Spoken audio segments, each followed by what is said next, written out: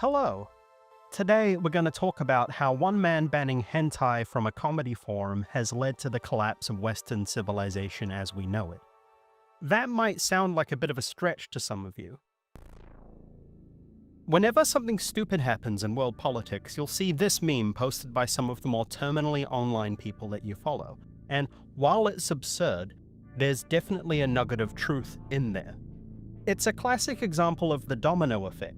One small action leading to vastly outsized consequences. I have two examples I'll just cover first so you can familiarize yourself with the concept if you've somehow not encountered them before. Let's start with how the assassination of Archduke Franz Ferdinand in 1914 led to World War I. Franz Ferdinand was the heir presumptive to the Austro-Hungarian throne. He was not well liked and a lot of people wanted him dead, including a South Slav nationalist known as Gavrilo Princip. Princip was part of a group of 6 Bosnian assassins who had the political objective of establishing a common South Slav state. They were assisted by a clandestine group known as the Black Hand, which is an S-tier name as far as clandestine organizations go.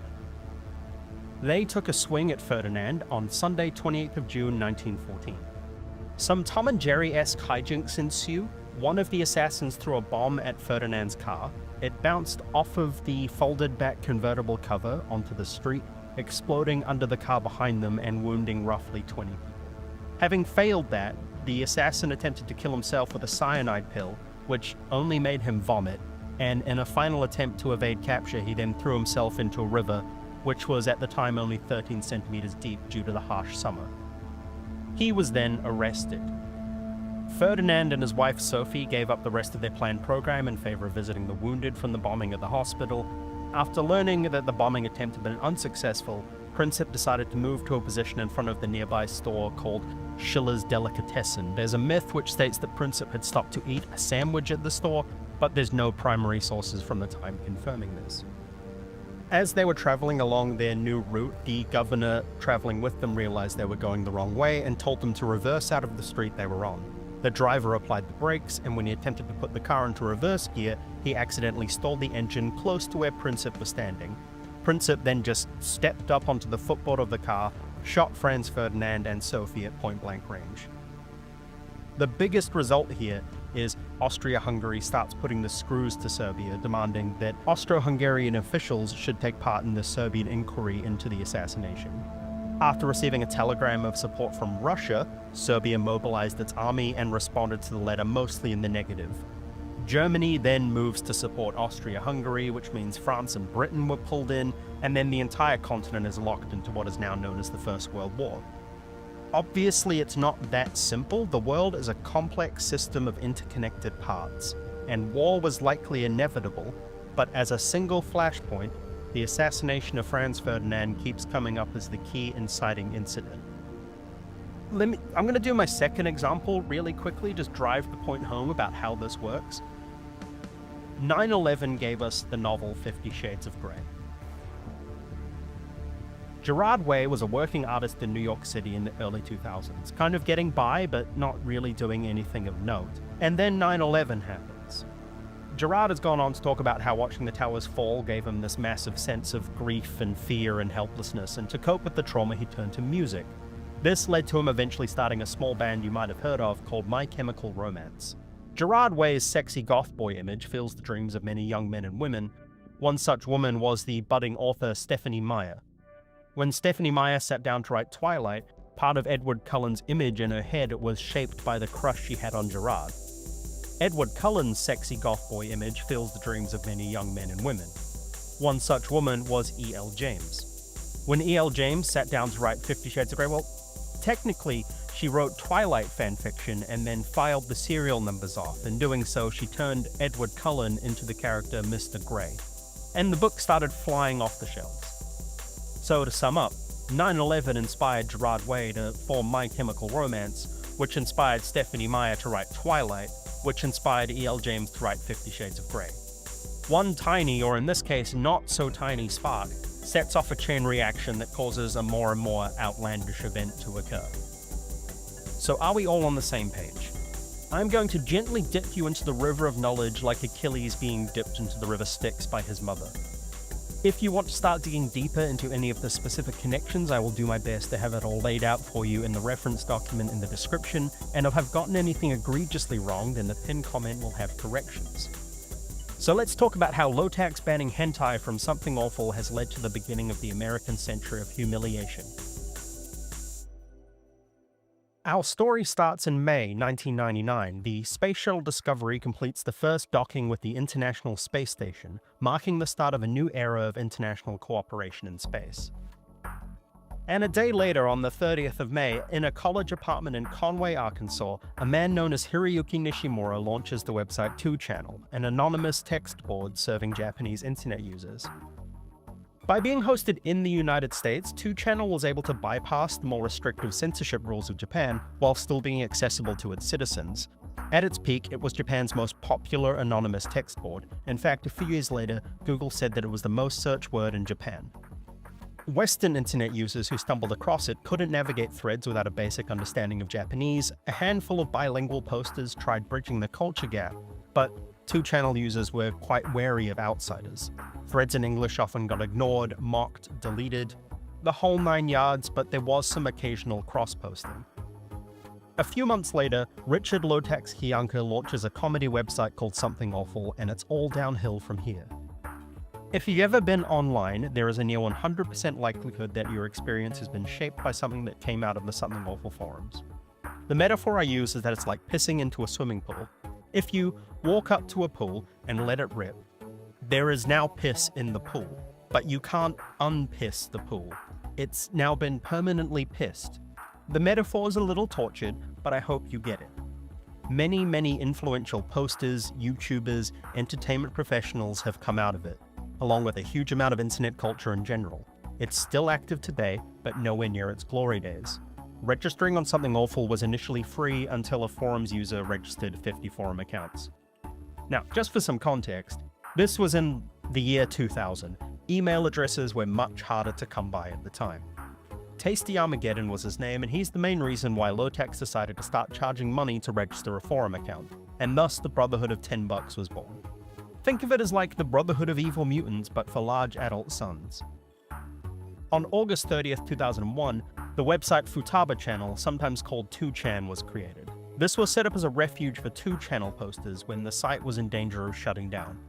Nishimura, the guy behind 2channel, doesn't have a strong history of running a website very well, and Futaba Channel was made as a parachute site just in case. To help with this, they made their codebase open source. It's descendant to use to run many Japanese and English image boards to this day.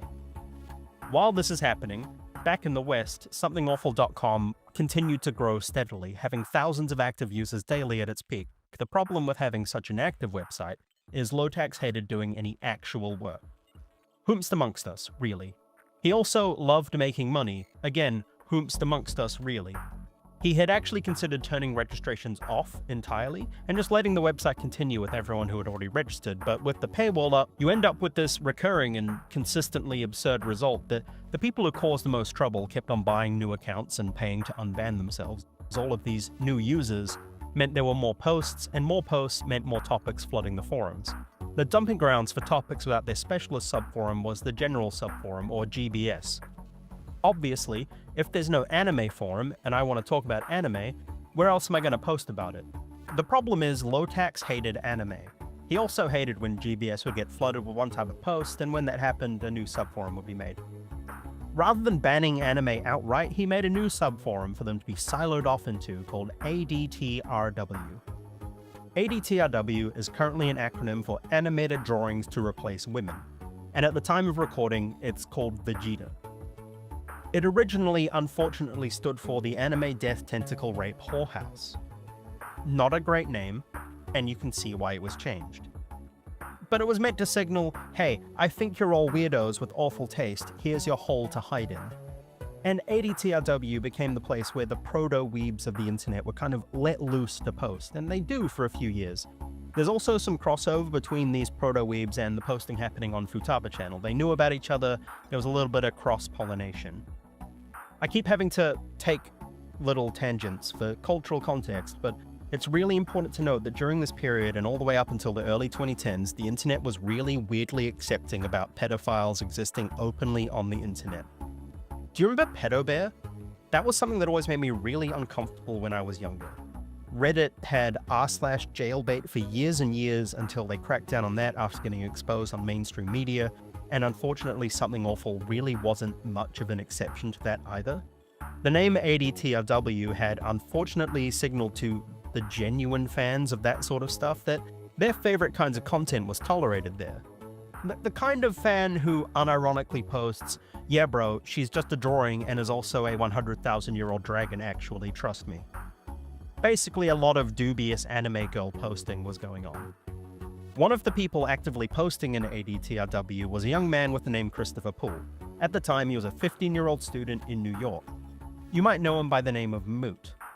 On the 29th of September 2003, Moot registers 4chan.net, which he chose because it looked just like 2chan.net. Some other people out there claim to have been involved in founding 4chan, but for the sake of convenience, I'm not going into that today. Moot grabbed Futaba Channel's open source code and ran the Japanese text through AltaVista's Babelfish translator to make it English friendly. That's actually where we get the term anonymous from. And on the 1st of October 2003, 4chan officially launches. Before the end of the year, several anime boards were created: H, C, D, W, Y, and A. This is also the same year that SEC filings show Palantir was incorporated by Peter Thiel, the co-founder of PayPal. This was done when the CIA Total Information Awareness Program was defunded. If you haven't heard of the Total Information Awareness Program, it was based on the concept of predictive policing and was meant to detect, classify, and identify foreign terrorists by hoovering up every piece of data it can find on the World Wide Web. Think the Minority Report, but real. In February 2004, Something Awful user Nub Destroyer, great name, attempts to get 4chan shut down by emailing GoDaddy, the registrar of 4chan.net. He's actually successful. 4chan has to move to 4chan.org, where it remains today. This is probably because around this time, Moot made a thread in ADTRW advertising 4chan. Low Tax was already pretty heavy with the ban hammer at the time, and he was growing even more trigger-happy about banning people for posting anime if it ever creeped ever so slightly outside of ADTRW.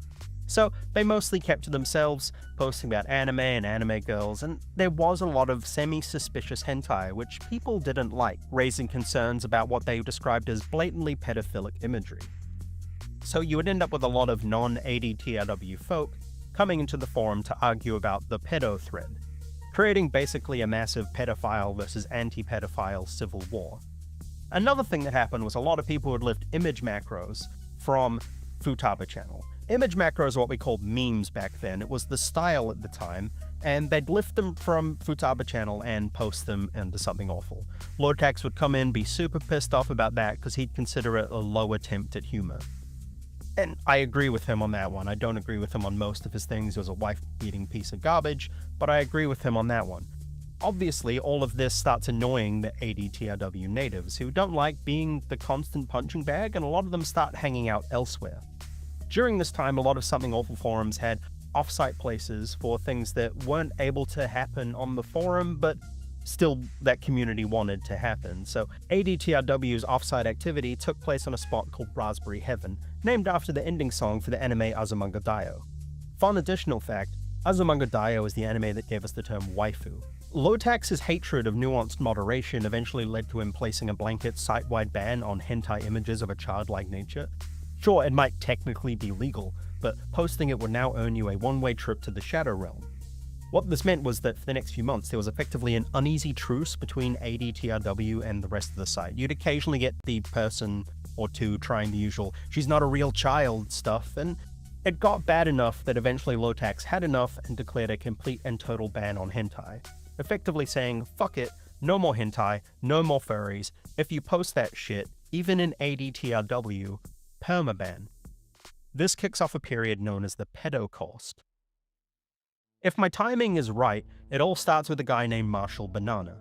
Marshall was really popular with the ADTRW crowd, mostly for his massive hentai collection. Unfortunately, he also had a gimmick where he pretended to be a pedophile while also stating that he was going to college to become a kindergarten teacher. It should come as no surprise that some people were really mad about this posting gimmick, and eventually Lotax says something along the lines of, "Find me a reason to ban him, and I will." A different Something Awful forum, known as Fiad, or Fuck You and Die, digs through Marshall's personal server, and eventually they dig up a bunch of suspicious-looking Xenogears hentai. For Lotax, that's enough, considers it a solid smoking gun, and Marshall Banana gets permabanned on August 2004.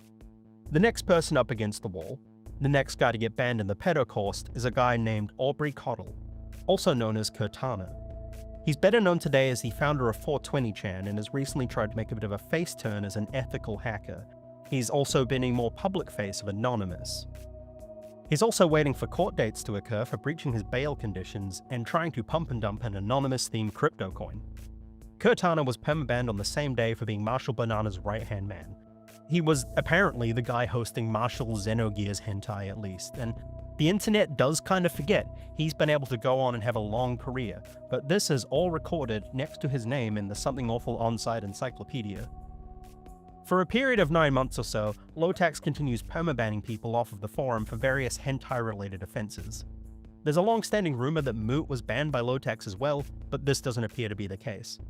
What happens from here is a lot of these banned people, pedophile or not, start flocking to 4chan, and these ex-ADTRW posters and Raspberry Heaven inhabitants and migrants from Futaba channel end up doing what I've dubbed the fusion dance of perverts.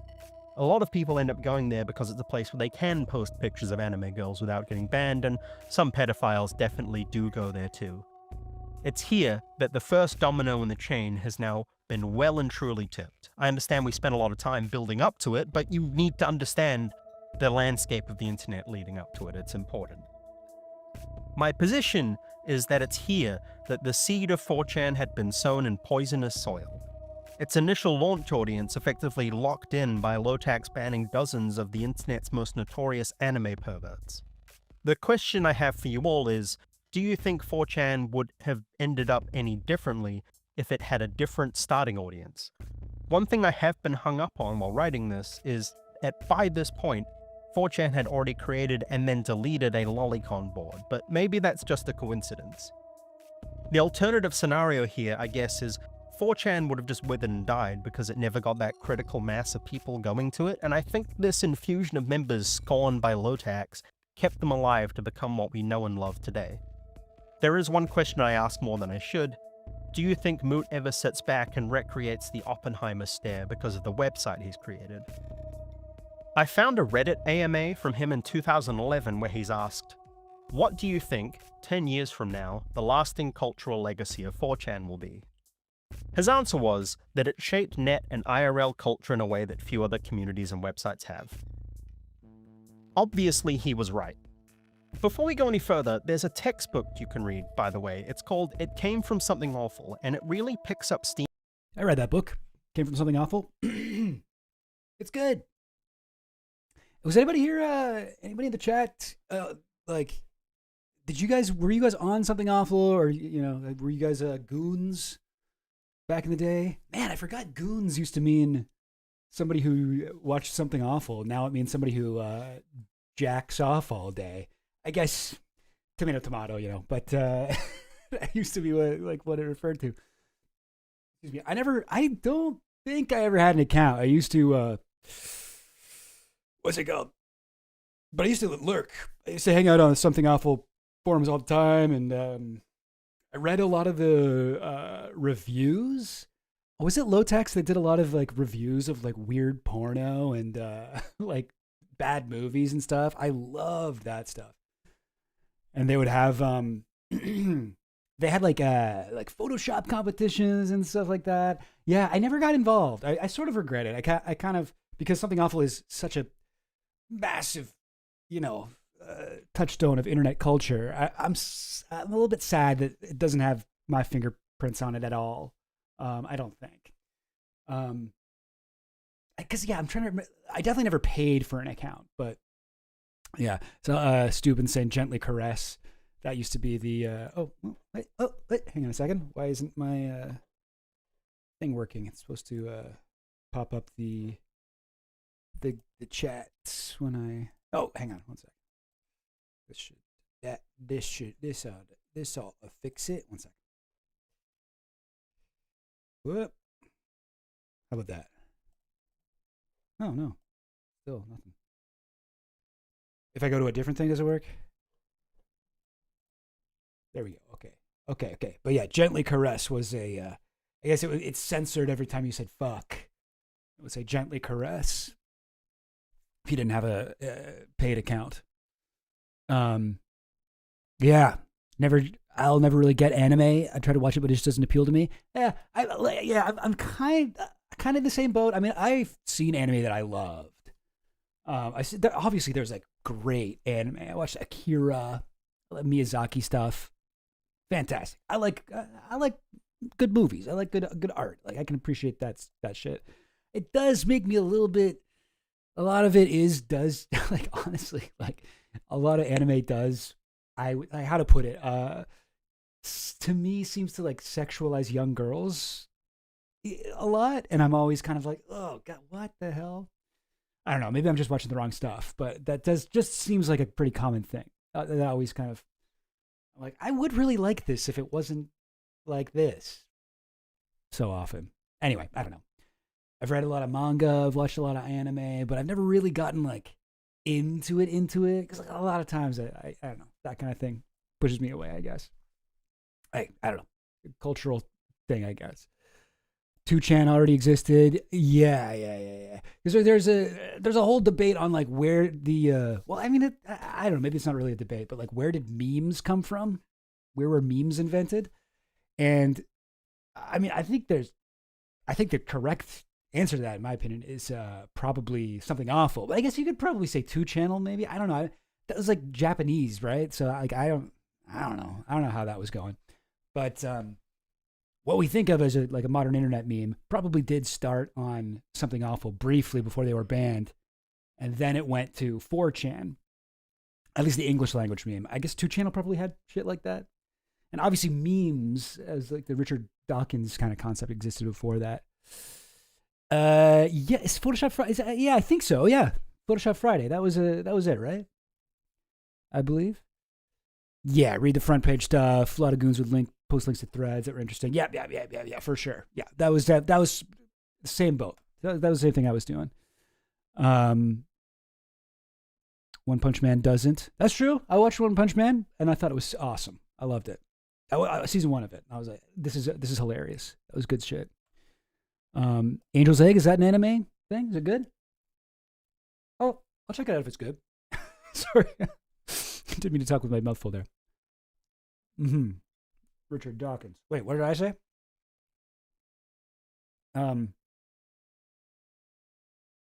Exactly what anime perverts are doing. Yeah, but no, I wanted to shout out this video by MLYP, new channel, or I guess it's not that new, but 37 subscribers, still small.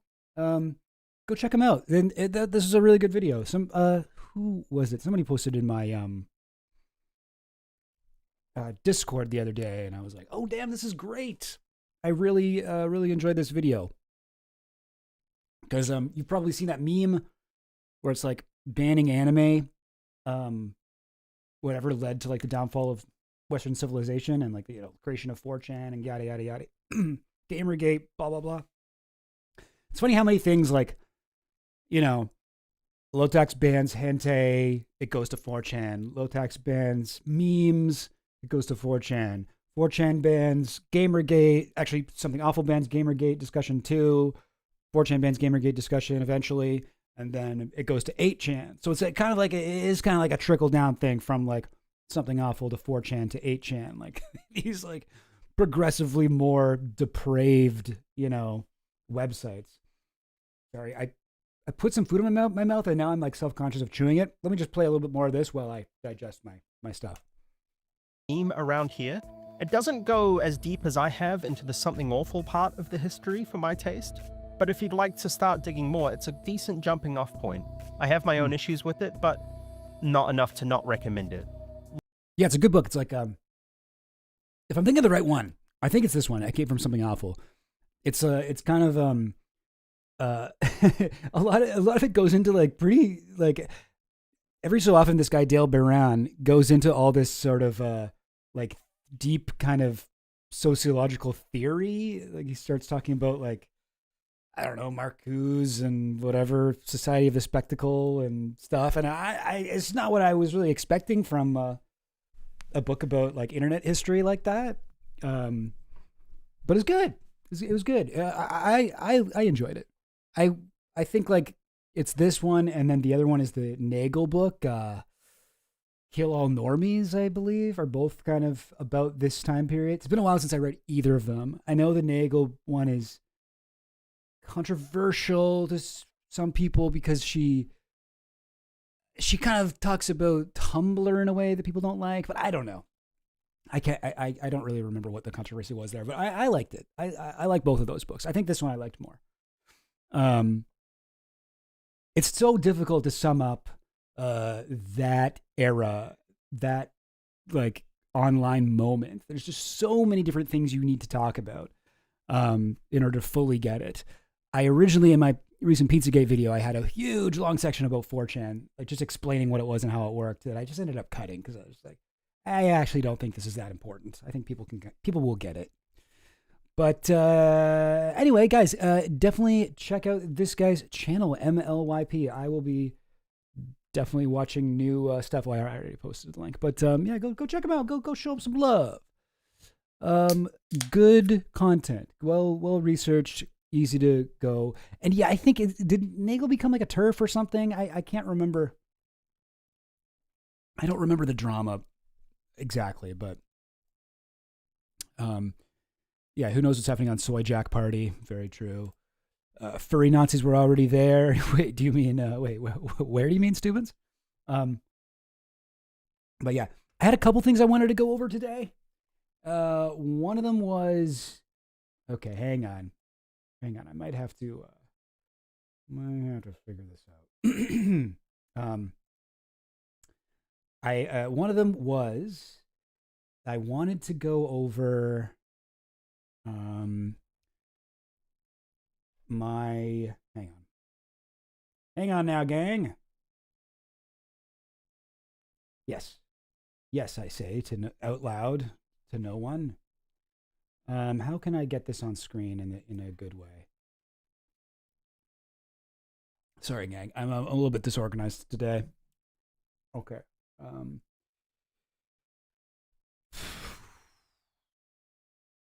Window capture. Okay.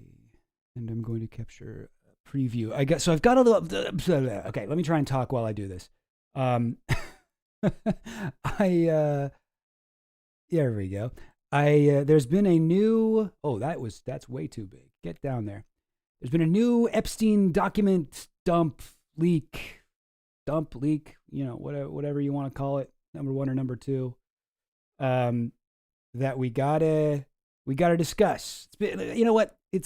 I've been slacking on my Epstein coverage because that's kind of like the main thing I started streaming in order to talk about. Is like, man, Epstein stuff is everywhere, and I feel like, I don't know, this is like an interest of mine, and maybe I can add something to the conversation. And let me just move that below me here. There we go. Here we go. So we've got new Epstein photos just dropped from the House Oversight Committee in 2 tranches, I guess they're called. And yeah, let's kind of go through them a little bit. Yeah. Is there an easy way that I can? Yeah. There we go. Okay. Some of these are not right side up, so let's fix that. Okay. We got this one. This is the first one in the new tranche. Didn't really give us much. What is it, like a bathroom? All right. Yeah. Okay. That could be any kind of bathroom. All right. This is how they start us off with. They're like, okay, we're going to start off with an easy one. Okay. Another bathroom one. Was that a comb or something? Some sort of brush? Kleenex? Okay. Yeah. All right. I feel like you guys could have left these out.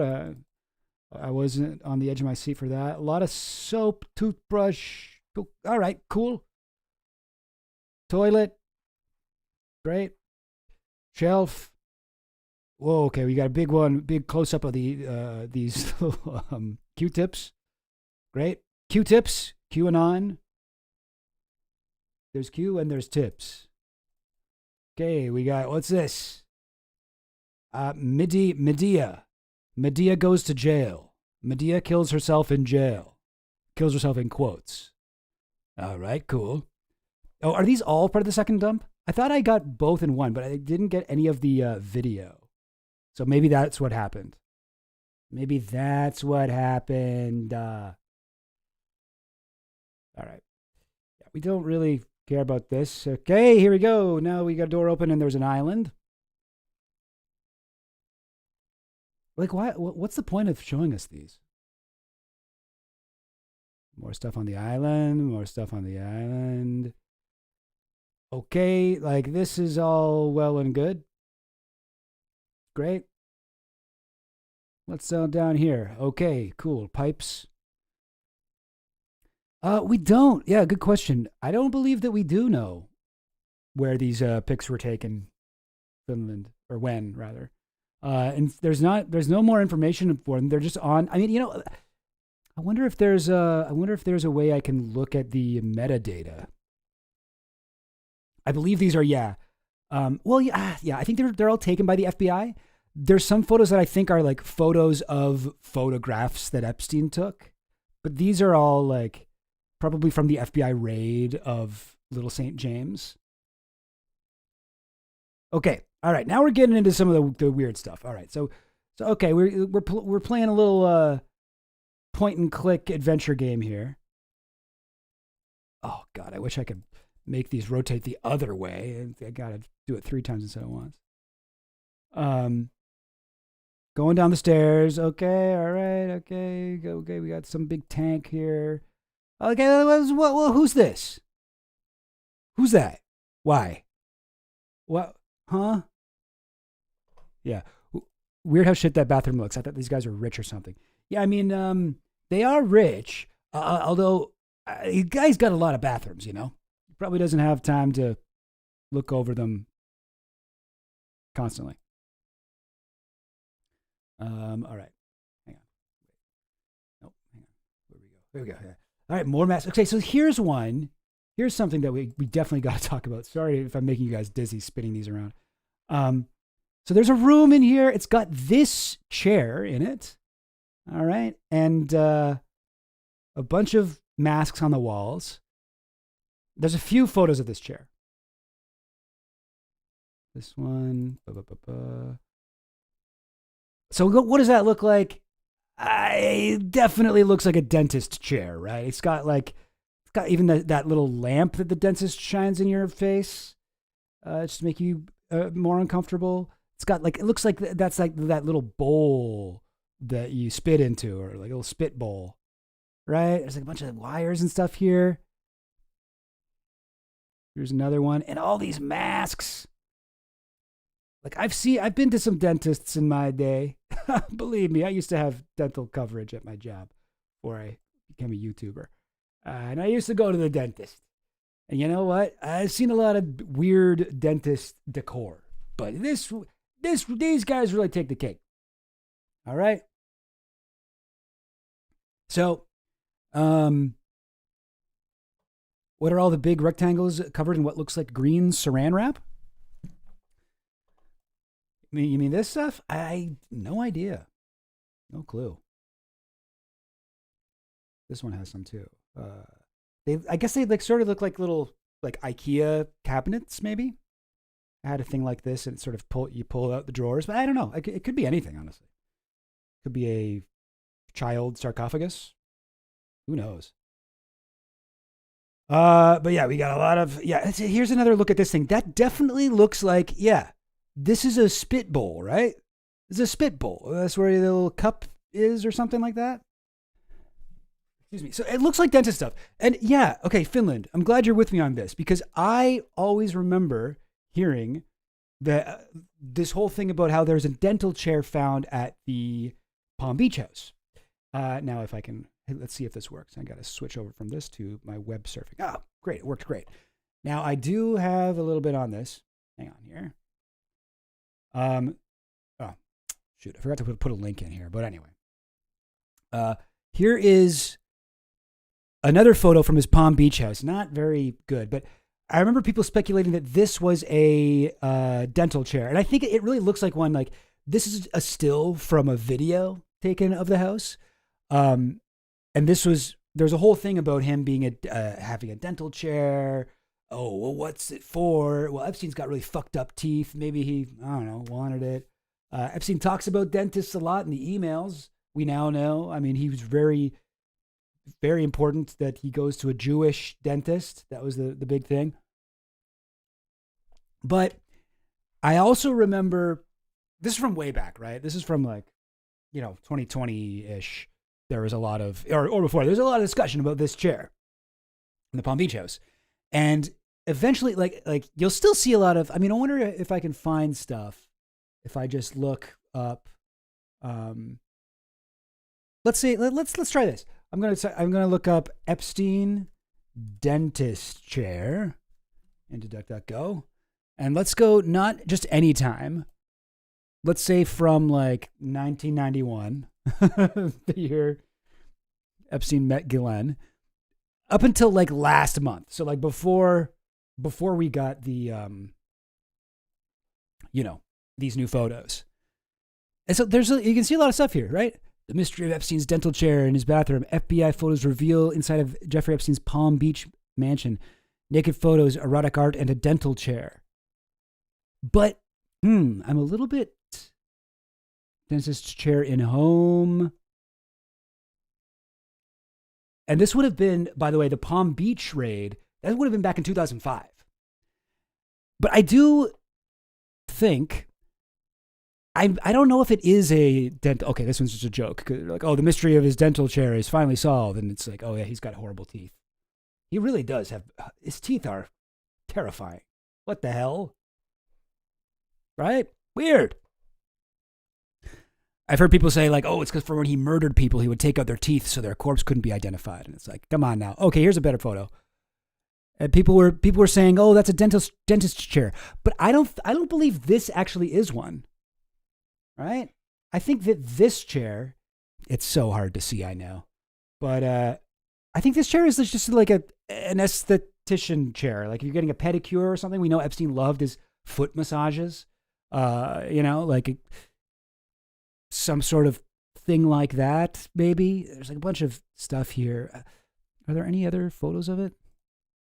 I'm sure there are. And there's a big photo of Ghislaine Maxwell. If you thought the masks were creepy, get a load of this lady. And a naked picture of her. Great. Very cool. This is another bathroom, pink couch. Okay, I don't know. Yeah, I guess that's it for the dentist chair, so-called. But I don't think that one was one. I think that was it was sort of like a thing that you'll hear as you can see. There's a ton of people talking about this. Get out of here. No, reject. Reject, I say. Okay, here we go. Because dental chairs sound so horrifying. A makeshift dentist office in one room. But no, I don't think that's what that was. Well, here we go. Here's somebody from 5 years ago. I'm an esthetician. That's a chair I use. It's not just for dental. And this is about the Palm Beach one. Now, okay, this one is whatever this was. It's gone. Now this one though, the other one. Oh, I got to go to my other one. 1 second. Yeah, this one does look like a dentist chair, and that's what's confusing me. That's what's confusing me. Oh, whoops. Did I show you guys the wrong one? My bad. Integrated dental chair goes exactly to the right thing on Google. It's so weird. Why? Like this one, am I wrong, guys? Does anyone know more about dentists than me? Is this possibly not a dental chair? Because like, what? Come on now. That's not a pedicure chair, is it? I don't know. This weirded me out. Because like I thought the dental chair stuff was like, that was in a rear view. We don't need to worry about that anymore. Who knows? Yeah, more dental. And then the masks on the wall. Geez. Here's some construction going on the island. I wonder if this guy is one of the from the family of contractors that would work on Little St. James. One of them did an AMA the Epstein subreddit. That's quite enlightening. Yeah, this looks like more Epstein's Island, LSJ, building stuff, building. We love to build. We love construction. Oh God. Okay, actually, a bit of a jump scare there. Sorry, gang. Why does this look like? Why does this look like it's like photoshopped? This doesn't look like a real face on a human body. I wasn't expecting that. Yeah, it could be dental role play. Could be dental role play. I mean, most of the role play stuff Epstein was into is like pretty standard, like whatever stuff. But well, I mean, I don't know about most of it, but like you do like schoolgirl fantasies and stuff like that. But this one would be a little bit worse. Let me just move this down. I don't know why all of a sudden OBS is like, now I'm going to put this at the bottom. Sign into chat. It's like, I'm signed into chat. Come on. I mean, maybe it's just he's a billionaire and his dentist does house calls. Excuse me. You know? Yeah, sorry I'm making you guys look at this photo for so long. Let's move on here. Massage therapy system. What is that? Some sort of shower head or something, maybe? The jawbreaker gag. Okay, so there's so it looks like Epstein went to, I think I can show this stuff. It looks like Epstein probably went to a what's it called? Like some sort of like sex show or something like that, or sex shop maybe even, and bought a bunch of stuff, or maybe got a bunch of freebies, some swag. I don't know. Yeah, here's a glove with a bunch of differently ribbed things. Looks like possibly a woman's hand on there. Don't know what's in the background here. You've got a shibari. Okay. So they censored out the porn, but yeah, some sort of sex toys here. This is kind of crazy. Epstein holding up a Filthy Rich, one of the original books about him. Filthy Rich came out 2016, I believe. Was the biggest Epstein book for quite a long time, and maybe even is still. Oh, dental x-ray stuff is the easiest x-ray stuff to get? Okay. Trumpkin. Like this looks like these ones look like they're photos from like Epstein's camera roll, right? Like on his phone. What the fuck? Man. Something about him holding this up. This is not even funny. What is this supposed to? Where was this? Where did he find this Trumpkin? This is some of the least biting political satire I've seen. But then again, this is kind of what the liberal comedy world's response was to to Trump first time around. It was like, "Sir, you're orange." Oh, sir, I'd like to listen to you, but I just realized you're the color of a pumpkin. Check and mate, my good sir. Ha ha! Oh, I can't wait to see what the folks on SNL come up with this weekend. What other sort of vegetables or fruits they can compare your skin tone to? You Cheeto. I'm using a mouse right now. I'm using a mouse. Is that bad? Here's what's this? Looks like this is them putting one of the bird cockatiel or something. Cockatoo. I don't know exactly what bird that is, but it looks like some crane putting the bird statue on top of the temple piano room thing. Down here we've got I don't know, Poseidon or the devil, whoever that is. These are rare to get good photos of these. A lot of the photos we have are from when we don't have the dome on top and everything. Like, it's interesting. Okay, another jump scare. Boom. Looks like he's got some filler or something, or maybe maybe this is like a dental thing.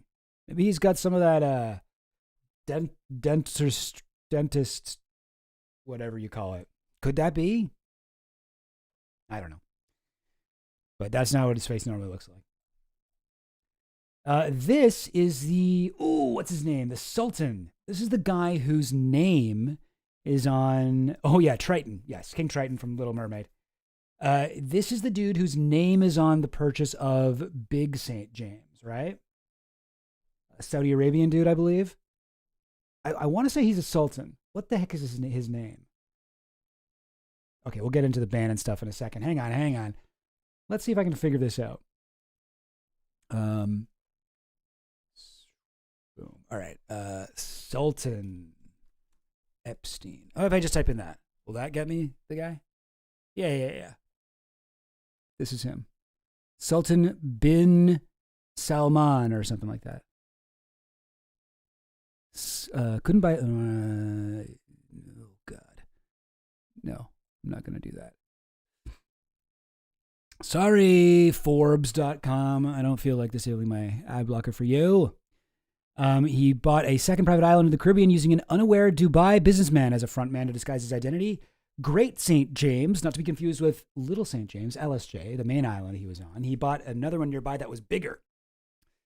And they were like, well, we don't usually sell to pedophiles, so no. And then he tricked them. So apparently, according to the newspaper report, the late financier secretly acquired the island after registering the company under the name of Dubai businessman Sultan Ahmed bin Sulayem. Sultan Ahmed bin Sulayem. As you can see, this is a name that comes up in yellow in my little Epstein-related name. Oh, whoops. Epstein-related name Chrome extension. What the? I'm so confused. Oh, okay. Sorry. I'm looking at the wrong thing here. Okay, never mind. Don't even listen to me. What I'm saying doesn't make sense. But yes, this is the dude. So if we go back to our thing here, this is him, right? Yeah, that's gotta be him. He's not wearing his hat. What do you call that kind of a hat? What's the actual name of it? But I don't know. Mustache, glasses, kind of a round face. This is for sure him. Okay, and that's it. That's it for him. Good thing I looked him up. Yeah, I think Great St. James had also been to different owners previously, but I guess someone reconsolidated before Jeffrey Epstein. Yo, what's up, waffles waffs? A true life Sultan of Swing. Oh, very, very good stuff. Intense electrolysis can do that kind of swelling. Oh, okay, interesting. Yeah. So there was a guy from, I think it was him. Yeah, you're right. Who emailed about tracking kids through what's it called? Let's see if we can find that real quick. With their shoes, right? No, that's not right. Now I'm in my own stuff here. We got to go to yeah. I don't know. What should I even type in? Tracking? No, I don't want to search Melania Trump. Tracking. Let's type in tracking kids. No results. Shoes. Tracking shoes.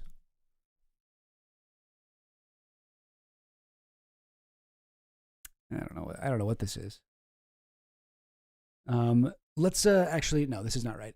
Let's actually look up Sultan. What was his name? Bin Salayem. Was that it? Bin Sulayem. Lots of stuff here. Foreign Policy Magazine, How to Repair the Widening American-Israeli Rift. Fareed Zakaria, Trump's foreign policy presidential inauguration. No, I'm.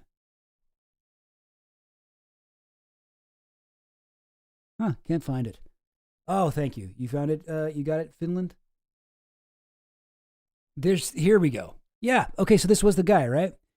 A 2011 email from Sultan Ahmed bin Sulayem to Jeffrey Epstein discusses GPS-equipped smart shoes for tracking kids and clients. Explore the implications.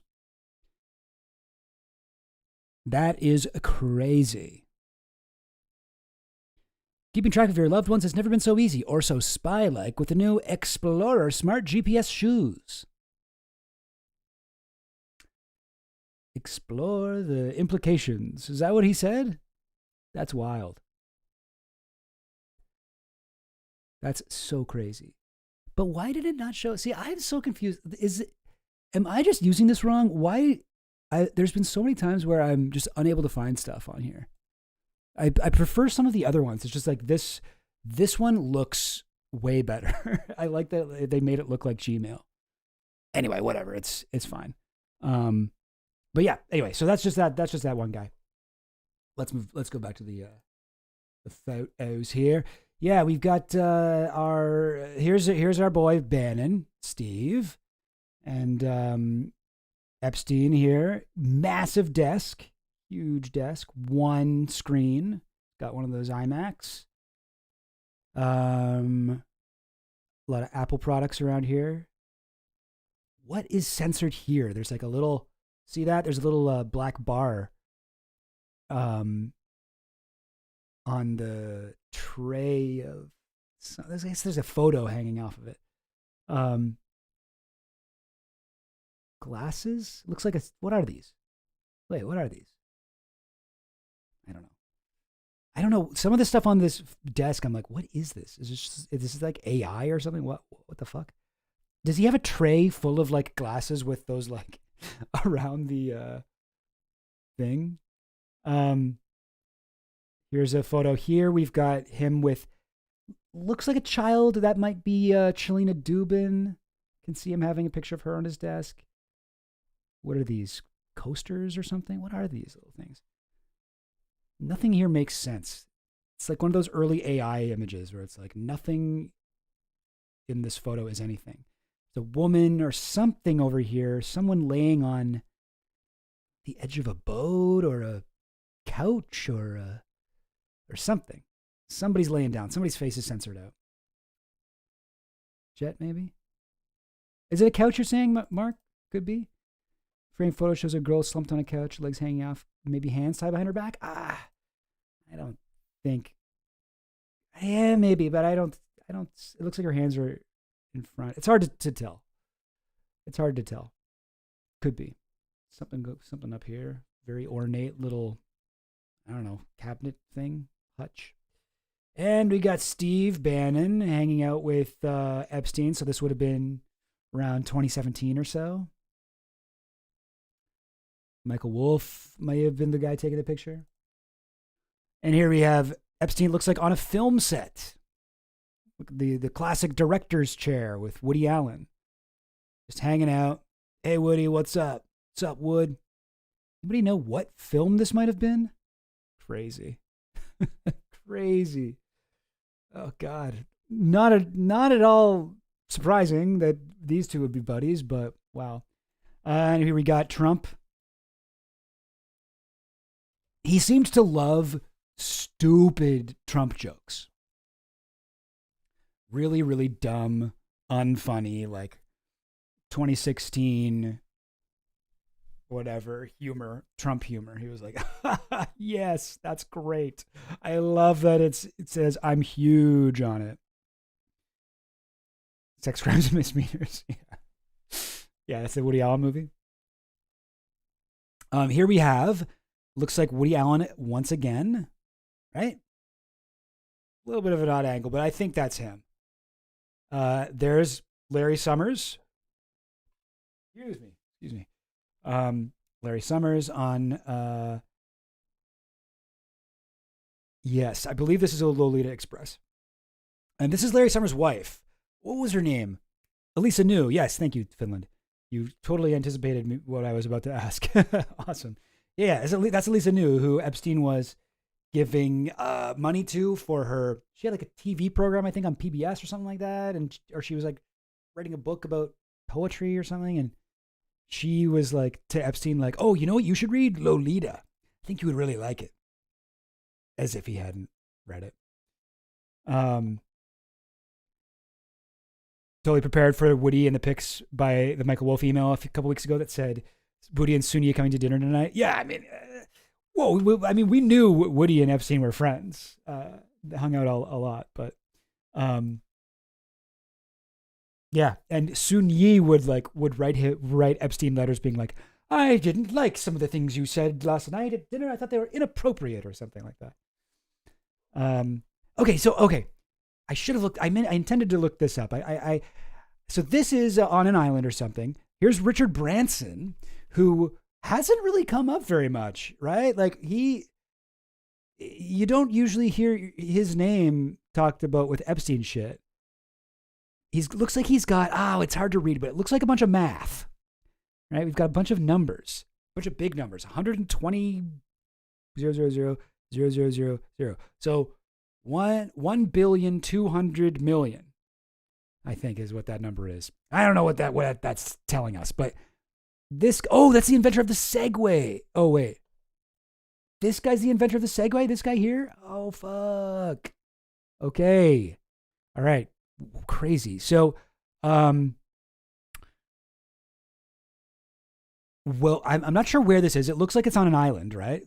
It could be Epstein's Island, LSJ, or it could be Richard Branson's island, because Branson had an island in the Caribbean that was very close to Epstein's. And so they would hang out. Okay, Dean Kamen. I'm just going to go, just for fun, why don't I go ahead and search Dean Kamen on Gmail. Indexing. Come on now. Hey, we got some.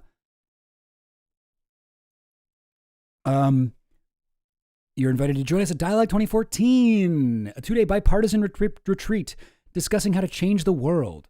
There will be no speeches, just many moderated breakout discussions of 6 to 15 people on various topics. God, billionaires are so fucking lame. Just fucking talk about stuff. Just go hang out. Why do you got to make a fucking event to have moderated discussions? I don't know. Maybe I'm being harsh. But okay, so Kamen was going to be there. Oh wait, David Kamensky. Okay, that's not him. That ain't him. What else did we get here? The Edge annual thing. Dean Kamen. Okay, this time it is him. Dean Kamen. Medical engineer Dean Kamen. Its leaders, biology wizards Carrie Mullis, Craig Venter, medical engineer Dean Kamen, computer wizards Larry Page and Sergey Brin, and Charles Simonyi. Larry Brin and his crazy Q-pilled wife will be there. Okay, they all had to write essays. Wait, what's this? What's this? Why did Epstein reply to this? Mathematics ideals are universal truths. Biology is intrinsically based in deception. Predators in search of free energy would be able to decipher and consume if it weren't couched in a multi-layered, encrypted form. Even self-deception acts as a defensive strategy. More later. Keep it coming. John Brockman. John Brockman is the guy who, is he the guy who sent the original one? Yeah. He ran the billionaires' dinner that Epstein would often go to. That's where he met like Matt Groening. I think it was called the Billionaires' Dinner, I believe. Wow, Epstein's so smart. He is a genius. Yeah, there was a lot of hype for the Segway. It was going to change the world. It was going to be the new car or whatever. Didn't really change the world, though, did it? It changed maybe like tourism. I don't know. A new development in tourism. I don't know, being a lame tourist. We thought we perfected being an embarrassing American tourist by the Hawaiian shirt, floppy brimmed, sun hat, sunscreen on the nose, whatever, camera around the neck, khaki shorts, we thought we perfected the technology, and then the Segway came around, and we were like, no, we can push this further, move fast, and break stuff. Anyway, okay, so all right, so when was this? This was 2011. So he would have met him here. Is there anything in here about Branson? No, nothing about Branson. Let's see Branson popping up in the emails. Of course, they must have corresponded, right? I'll just type in Branson. Tons of stuff on him. Oh, okay. 6. No, okay, yeah, nothing really interesting. Oh, to Larry Summers. Speak today. Yes. Obama or Trump. Where's the Branson? Oh, your man of the people. Epstein sent this to Larry Summers. Here's your man of the people. Oh, he's talking about Obama.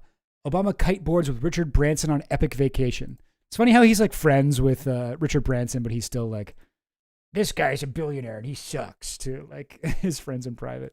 Anyway. Oh, whoops, I extended the whole thing. Anyway, it don't matter. Don't matter.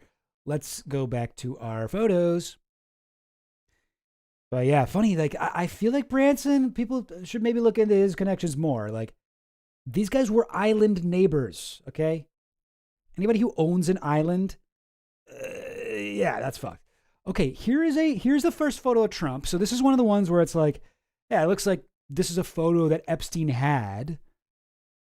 Doesn't look like a photo he would have had like framed or anything. It looks like kind of like a bad quality, right? Like this looks like he just had it printed off of, his computer. And it's interesting that all these people, I'll just call them people, have their faces blocked out.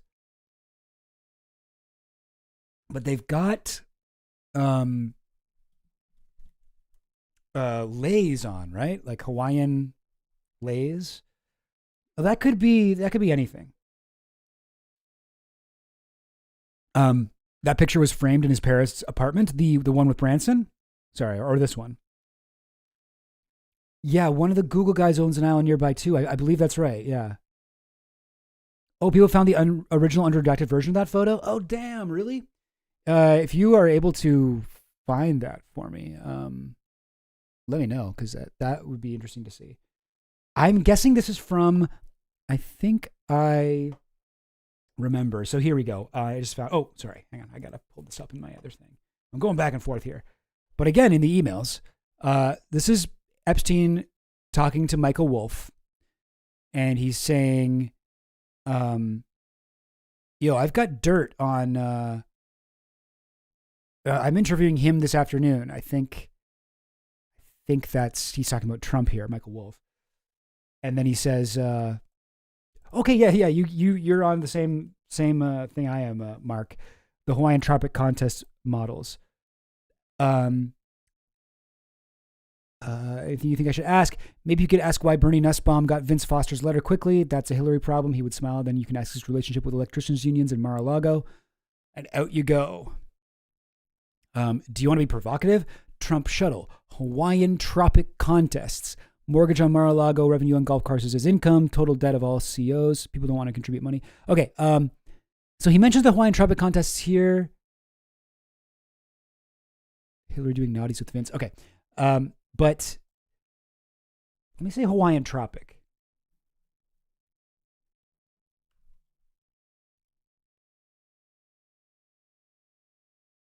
But why is it not showing me the same thing? Because there was a Trump Hawaiian Tropic Contest. Let's try that. Yeah, from the Hawaiian Tropic Beauty Pageant. Okay, here's a report. Unredacted Trump photos from Epstein dump. Okay, this is exactly what I thought from the... Here we go. Yeah. Okay. So these are 5 Hawaiian Tropic models Donald Trump was seen posing with were redacted in the trove released by the Oversight Committee on Friday. This is what I assumed from the lays. And this was something that Epstein fixated on. And one of these women, I believe, or maybe I don't know for sure if it was one of the women in the photo, but one of the women at the what's it called? At the Hawaiian Tropic contest, whatever it was, accused Trump of jumping into bed with her, right? Am I thinking of the right thing? I believe it was. Yeah, he's okay. Okay, Mark. All right, Mark. You seem to know your stuff here. Mentioned the Hawaiian Tropic contest several times in talking about Trump. He talked about the Michael Wolff tapes. Okay, good to know. Good to know. So this was something that Epstein was sort of fixated on as like a way to hurt Trump, right? Like this is something that he wanted Michael Wolff to confront Trump about. Yeah, I mean, yeah, I think some FBI officer getting paid overtime was just redacting every woman's face. I think you're right. But it's funny because it does sort of imply, like, it makes you think, oh my God, are these kids? Are these like victims of Trump? And I mean, maybe they were. The calendar girl. And that was with Rainey. Oh, so I'm thinking of a different one? I'm thinking of a different thing. The calendar girl competition in 1992. Okay. That wasn't the Hawaiian Tropic girl thing. So what is it? Can you tell me, Mark? What was the thing that Epstein, like, why did he think that this was going to hurt Trump? And we got this one unredacted too. Okay. Don't know who that is. It's funny. A lot of the, I guess we'll come back to it, but a lot of the photos of Trump from this release don't even have Epstein in them. It's like, okay, yeah, Trump did a Hawaiian Tropic contest at Mar-a-Lago. Okay, yeah. I mean, I think we knew about that.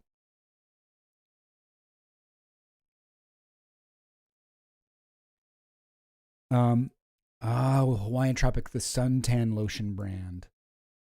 While the photo is believed to have been taken in 1998, the time and place remain unknown. So what was the thing? I must be confusing this with something else, but just for my own, satisfaction, let me look up the Trump getting, what should I say? Getting into bed with a woman. Was that the Hawaiian Tropic thing? I don't know. Geez, okay. New photos show Trump with women at Epstein estate? What? Wait, what estate? Wait, what estate? Oh, with women at Epstein estate? This one is not at the Epstein estate.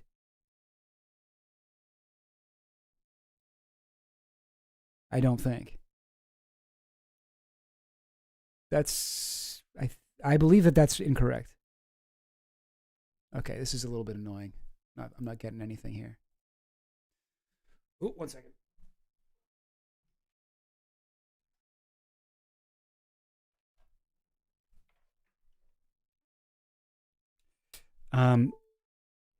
Okay. Yeah. Okay.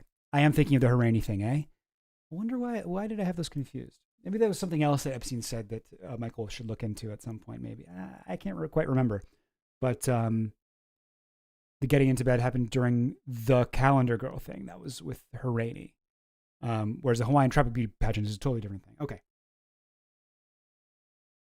Okay. So then, what was it? Do you remember, Mark? Mark J. Ruafifipin, saying your full name out of respect. Do you remember what? So Epstein brought up this Hawaiian Tropic thing. Why? What was it that he thought was incriminating about it? Did he specify, or was he just like, ask Trump, he'll know what it means? Oh, that was about him sleeping with his friends' wives. Okay. All right. Yeah. I'm sure Trump likes to do that, but doesn't really seem like the worst part about all this. Dick move, don't get me wrong. But yeah, Trump's a piece of shit. I mean, yeah, that's old news. We knew about all that stuff. All right, let's get back to the list here.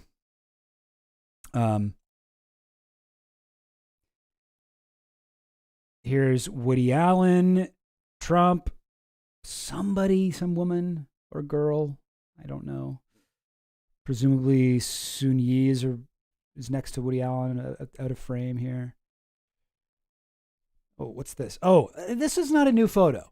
I thought it was funny that they even included this. This photo was included in the book Filthy Rich, right?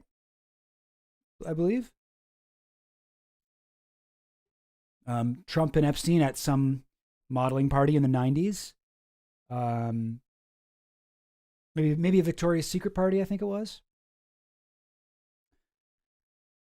All right. Now we got more Epstein furniture here. Anything interesting on the wall? Okay, a lot of girls. That looks like Bill Gates. That looks like Bill Gates on Epstein's jet. Oh, is that okay? The women Trump got into bed with may have been a Hawaiian Tropic contest model. Oh, interesting. I thought that's what it was, but I mean, I don't know.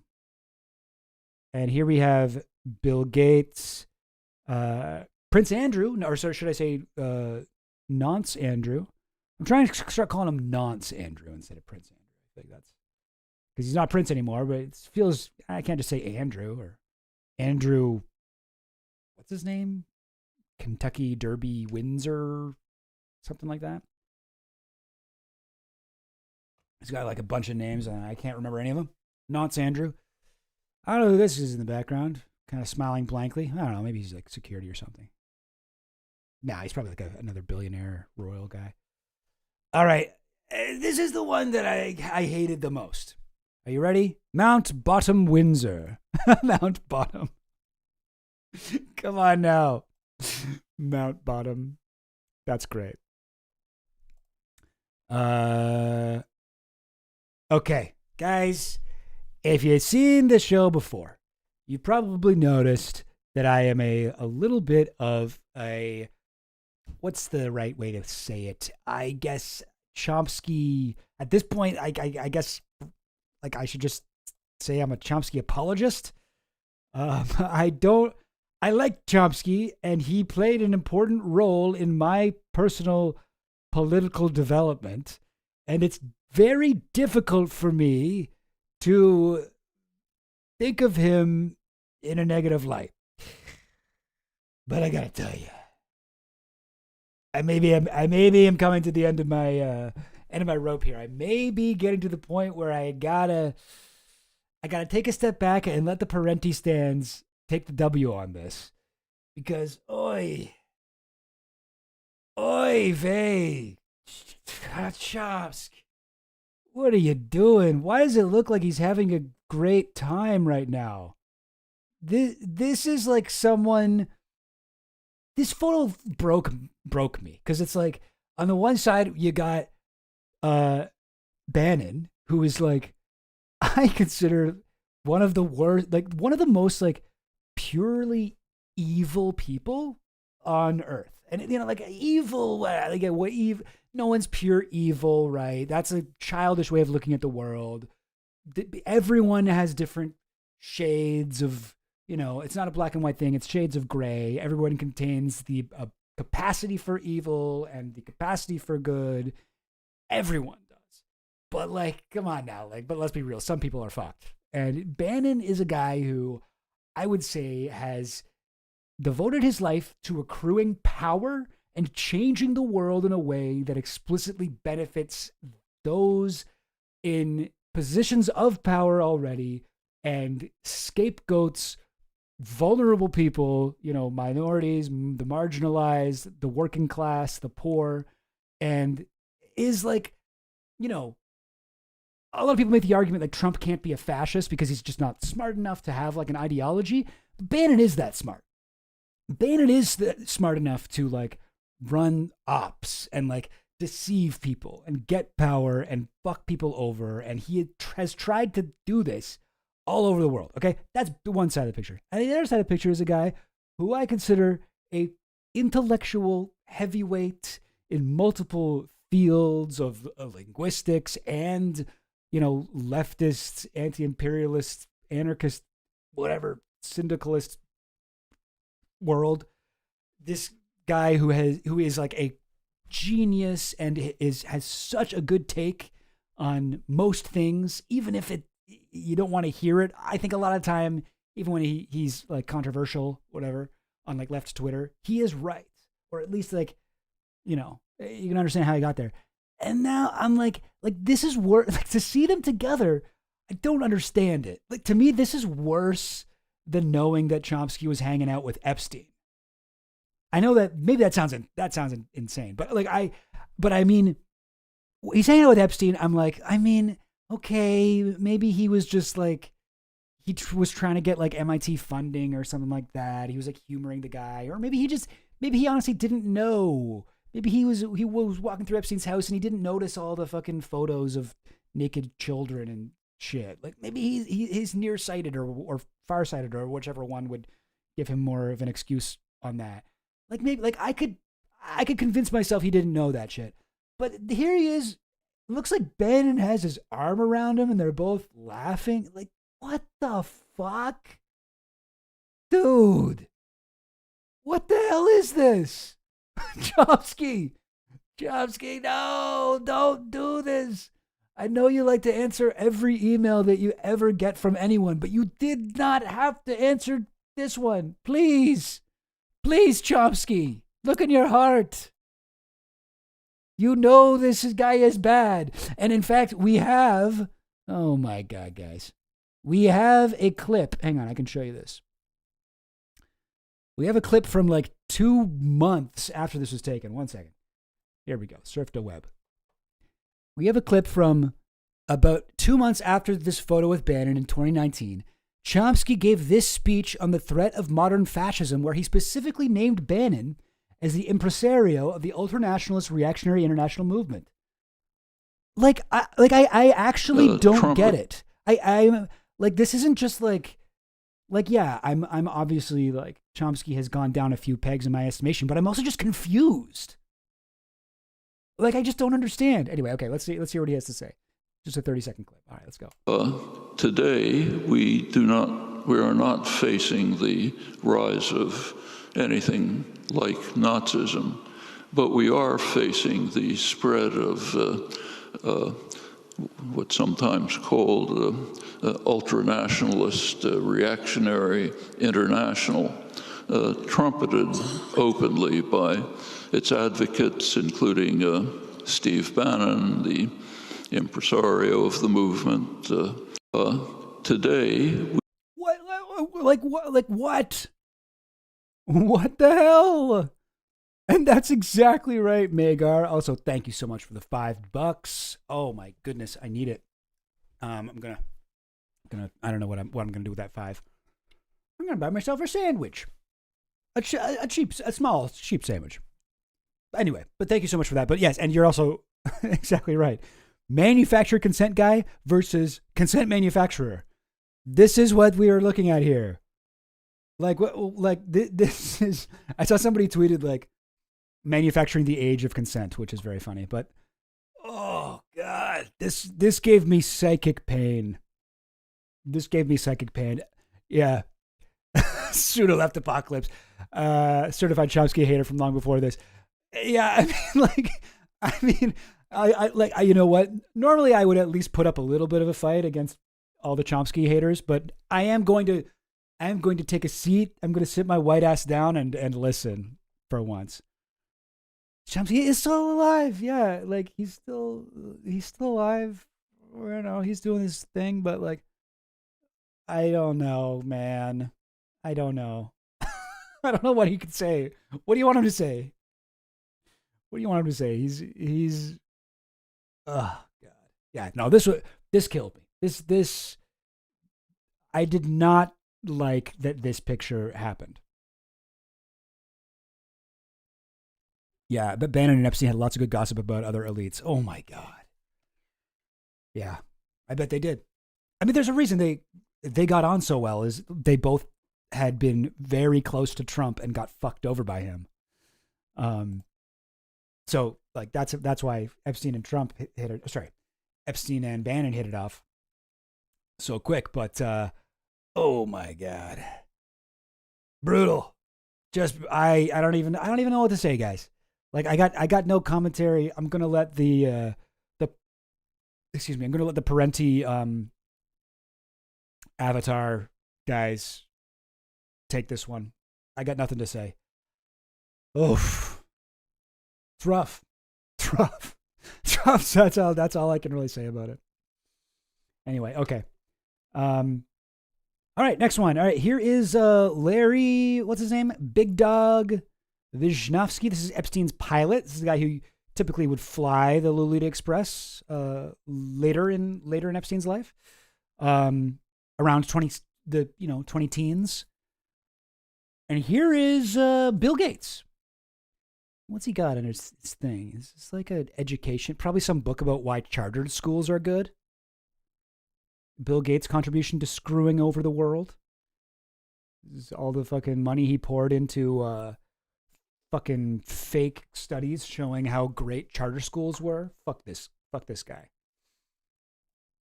For many reasons. I mean, that isn't even the worst thing he did, but whatever. Yeah, I saw some people being like, "Oh, an unidentified pilot." It's no, that's the big dog. That's the big dog himself. Oh, this is not the Lolita Express. This is not the Lolita Express, but it must be another one of Epstein's planes, right? Let's see if we can find it. I think his name's Larry Vyshnovsky, but I'm not 100%. His real name is Big Dog. Larry Vyshnovsky? Vysotsky? Yeah. According to Lisa Podcasts, he's a top 5 worst human. Who's your top 5? Who's your top 5 worst people? Oh, I gotta go. Hitler, King Leopold, Larry Vysotsky. I don't know if I'd say. Oh, in sex trafficking. Okay, that does limit it a little bit. Still, I don't know. He's bad, but, whatever. He's a guy with a job. I think he did lie in Ghislaine Maxwell's trial to protect her. But he's a bad guy. Like, hey, why am I even... Is this... this is like a darker plane. There he is. That's 100% him. Okay, here we go. This looks like the plane, yeah? Gulfstream. If it's Gulfstream, I'm still going. So is this what was the Gulfstream that, what was the Gulfstream that Epstein had? Epstein Gulfstream. Gulfstream. This one. This is it, right? Yeah. So this is not the Lolita Express, I don't believe. N909JE. Yes. And funnily enough, I think this might be the plane that Donald Trump bought in like 2020 and was flying around during his campaign and put Trump on the side of it. Hilarious. There's a story, I don't know if this is true, but I've heard Michael Wolff say that so Trump bought fucking Epstein's old jet during his campaign when his jet was whatever gone, and he's flying it around, and the jet was whatever, like there was some turbulence or something, and it seemed like they were going to crash or whatever, or Trump thought it, and he was like, I can't believe I'm going to die. Let me try to do Trump's voice. I can't believe I'm about to die on Jeffrey Epstein's plane. Is the rumor. I don't know. I don't know if that's what actually happened, but it's very funny to imagine.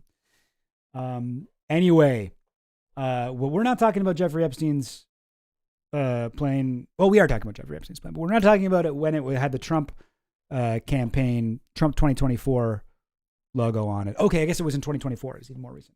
Yeah, that's right. That makes sense. We're talking about it when it had this, when it was black, and before it got the Trump, the makeover. And here's Bill fucking Gates with Vyshnovsky, whatever his name is, Big Dog.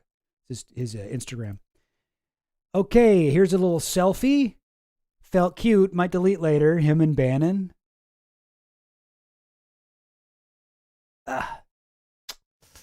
Fit check. Yeah, okay. And what's this over here? Why won't it let me zoom? Come on. Come on. Ugh. Over on the table here, y'all know what time it is. That's Michael Wolff's book, Fire and Fury. Fire and Fury.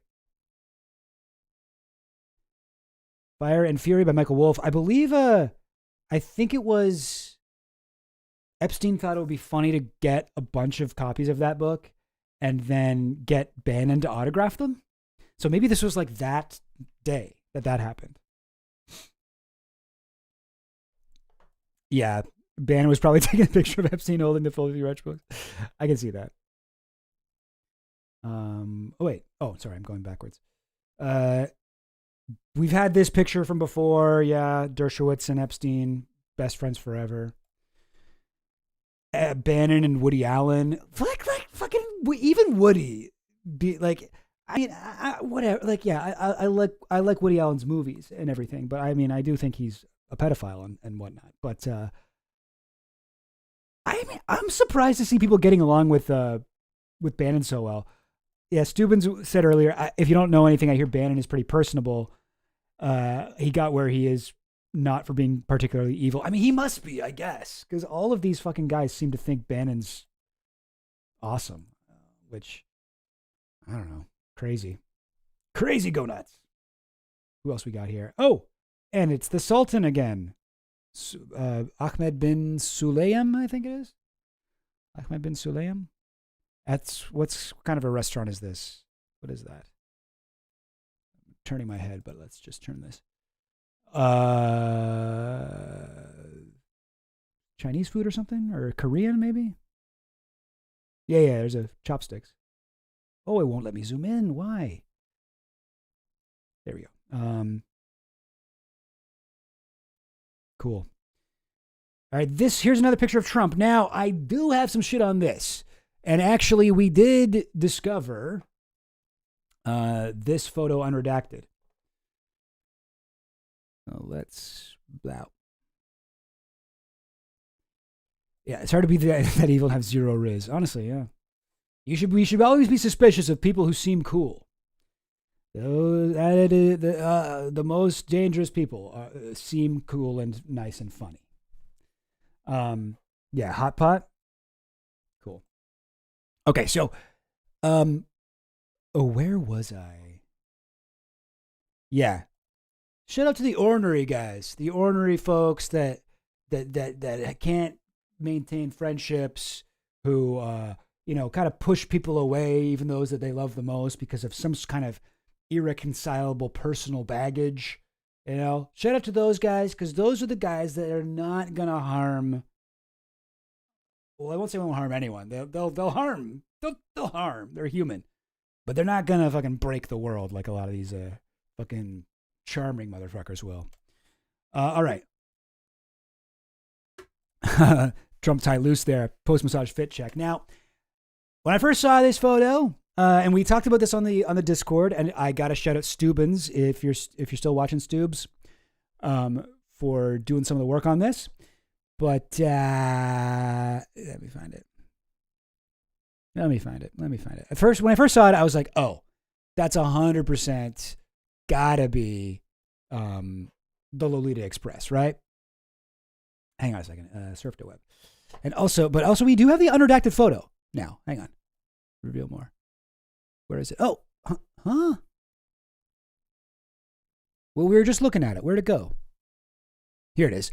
Here's the unredacted version. I'm just going to copy this. Throw it in my little documents drive here. Yeah, so when I first saw it, I was like, oh, that's the Lolita Express. No problem. I remember the Lolita Express. Like, you can tell it's a plane, right? It's a private jet of some kind. It's got like the right stuff going on, whatever, the shape of the wall, where the wall meets the wall. So you can tell it's a plane. That I thought was a Lolita Express. And then I looked at the photos and I was like, oh, maybe not. Because the part I was thinking of, where it's like kind of brown, like wood sort of looking, it has these like silver grid pieces on it. Oh, I found some of the worst photos of it. There are much better photos than this, but so maybe it's a different part of the plane, or maybe it's one of Epstein's other planes that I couldn't immediately recall, but this definitely does not look like it. And like the way that this part of the wall is looking does not look like it. Oh yeah, you want a Discord link, Mr. Bob? Sure. One sec. How do I do that again? Here we go. I'm gonna just copy paste into the chat. Yeah, anybody wants to join the Discord? Come on down. But Stubbins over here. What's up, Stubbins, with your plane emoji? He or they or whatever pronoun. Stubbins, what are your pronouns, Stubbs? Found this. Now look at that. That looks like the exact wall. Let's like just so that you can kind of check, like see, like look at the way this little, what do you even call it? Like this little like indentation. You know what I'm talking about? Like the way the wall kind of is like grackle. It kind of grackles up, right? And now, oops, shoot. Keep that in your head. Keep that image in your head. And now look at that. It is the same. It is the same. He, him, little guy. All right. I figure, but I'm always like, oh, maybe I get it wrong. Yeah, it's got the same grackle. It's got the same everything. And we've got a few different photos here. Here's one from the other side of the plane. Yeah. I mean, they all kind of look the same, I guess. Very similar grackle now that I look at it this way, but no, like this is, I believe this is it. There's some part of the wall here that's like kind of like you can see it's like wood, or it's supposed to look like wood if it's not wood, but it's got like some kind of spotted design. Can we see that on any of the other photos here? Like, oh, I see like looks like two bolts in the wall there. This one's a little harder to see because the picture's up in the part that we're trying to look at there. But, like, doesn't this, well, I don't know. Maybe, I don't know. It's hard to say. But I think this is just a photo of Trump on Trump's jet with some woman. Like, I don't know. I don't recognize this person. But I think, oh yeah, Rod Weber ropes him in with talking about filmmaking. Interesting. Which Errol Morris doc? I love Errol Morris. One of my favorite directors. Or at least one of my favorite documentary directors. Anyway, so yeah.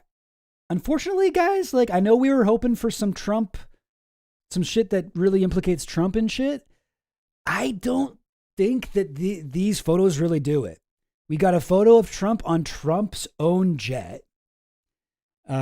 We've got a photo of Trump with these Hawaiian Tropic models, which we already knew he did a thing with that. Like, Epstein isn't even in these photos. These are just photos Epstein had. American Dharma. Oh, okay. Errol Morris did a whole doc with Bannon. Wait, are you telling me I got another fave I gotta look at with a raised eyebrow? Because it's like, what's it called? This guy got swindled by Bannon. I will definitely check that out. I do like Errol Morris. I think he's legit. He made Werner Herzog eat his shoe, so there you go. Okay, now here's a Clinton pick. Bill Clinton. Okay.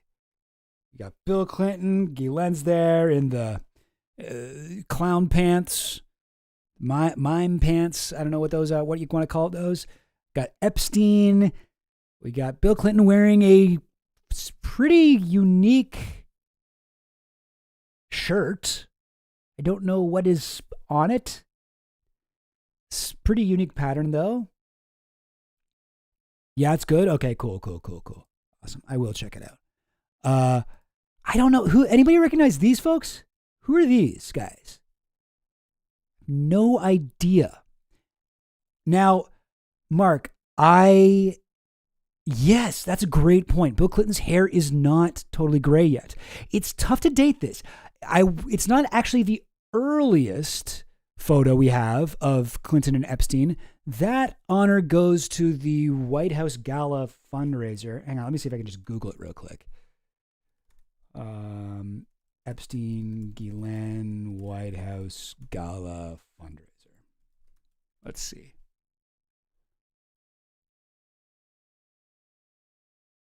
This one.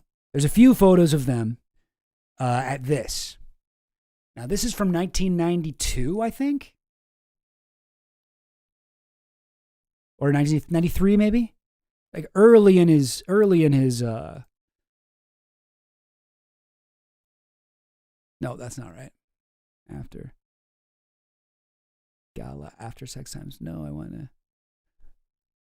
Well, I'll just hang on. I can just look this up on my own time here, on my own Clinton documentation here. All right, check this out. Wait, you guys see what I'm looking at? Okay, cool. Yeah, 17 times Epstein visited the White House. And 1993 it was. So here's some photos of Epstein hanging out with Clinton. You know, his hair's, it's graying, but it's still got a little bit of darkness to it. This is Ghislaine and Epstein hanging out with Clinton at the White House at a fundraiser to raise money to redecorate the Oval Office or something? The White House Historical Association. Epstein donated $10,000. But the thing is, so I'm scrolling through this. This is the script to one of my videos on my main channel about Epstein and what's it called, Clinton, and I just want to put this thing in context because we have evidence that he hung out at the White House. We know, okay, this one was when. This was the thing that Ron Perelman held. And this is March 1995. Clinton and Epstein both attended a political fundraiser for Bill Clinton's re-election campaign, hosted by Ron Perelman. Now, maybe this is where it was taken, because this was a dinner party.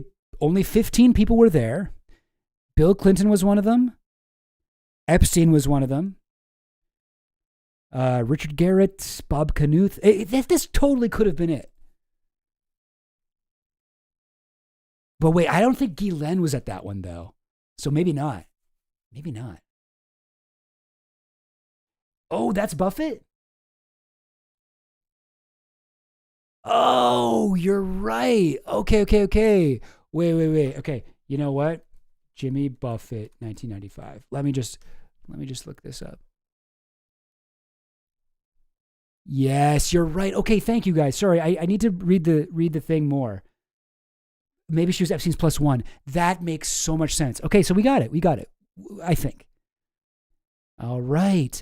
Well, because we had somebody in the Discord did a little bit of digging on Epstein's jacket here.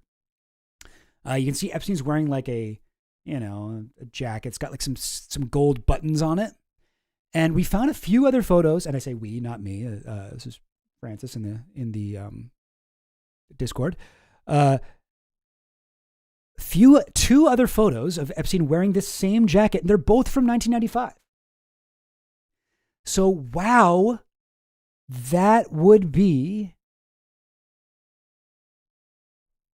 would definitely be, I think we got it. Yeah, this is probably at Ron Perelman's 1985 fundraiser dinner, which I suppose it looks like Ghislaine came to that as well. Let's just look at this thing here. 1995, Clinton and Epstein.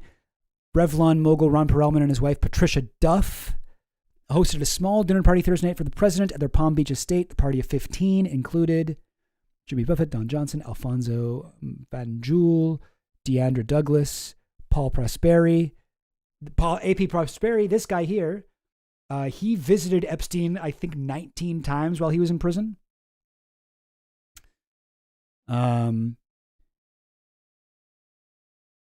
Jimmy Buffett are not on the original guest list, added later.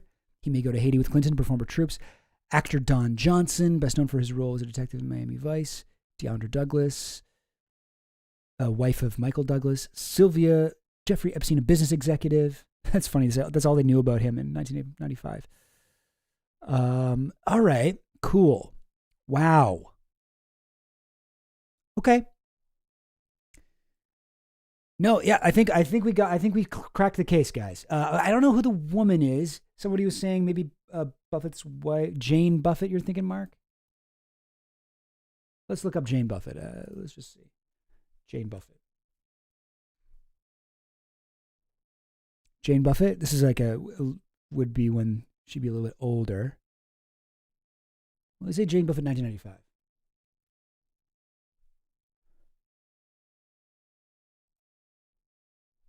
Okay, that's maybe, I don't know. Whatever, let's say this. And then let's take another look at the thing.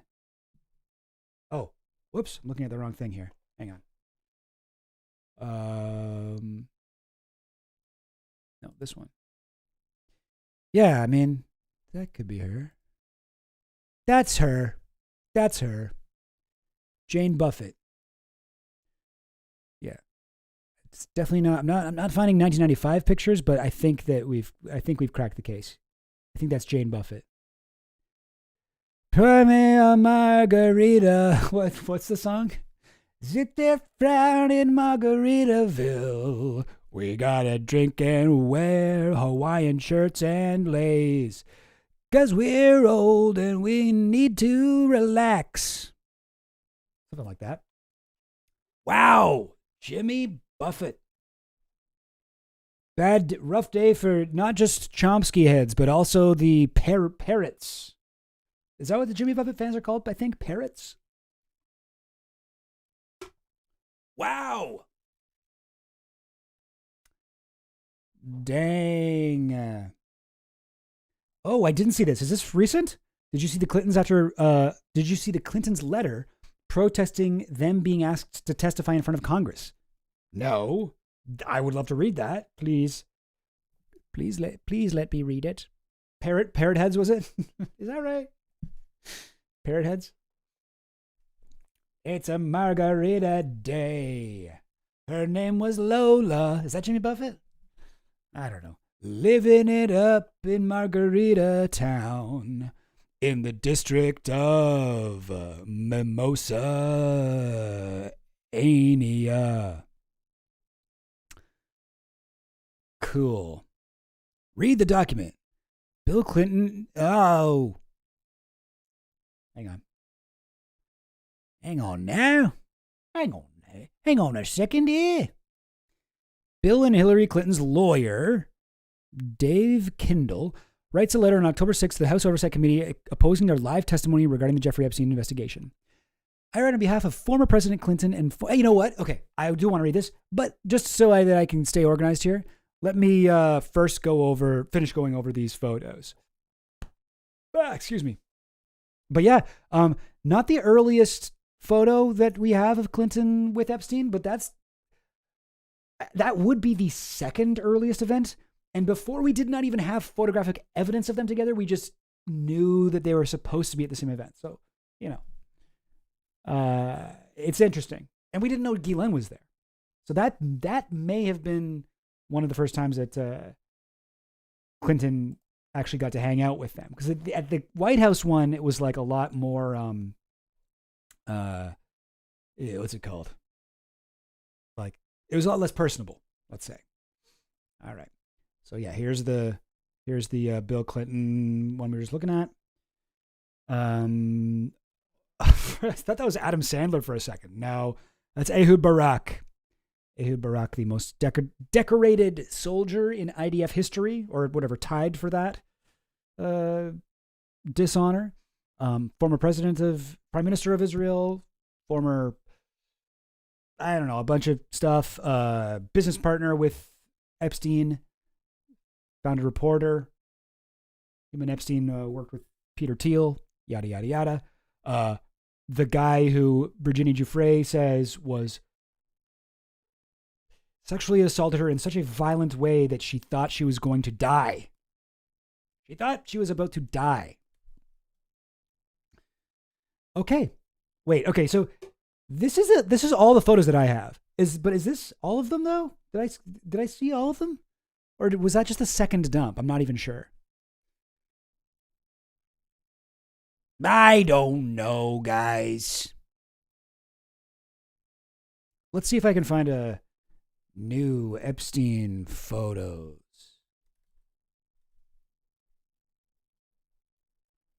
Anybody talking about him on YouTube? 2 days ago, he has photos with everybody, Trump on them. Second batch has hit the White House. I mean, the World Trade Center. I don't really want to watch any of these. Yeah, I mean, I think we got them all. But there were some videos I saw earlier that were of LSJ. New Jeffrey Epstein photos. What do they reveal? Not good. Implicate Trump, and they don't really. People want to see, certain things. They want to see Trump get hurt. They want to see whatever Epstein being. They want this to be bad for Trump. And honestly, like this one, I don't really think it was. There's 2 photos of Trump, and neither of them are anything new. The one with Clinton is new, but even that one isn't really much. But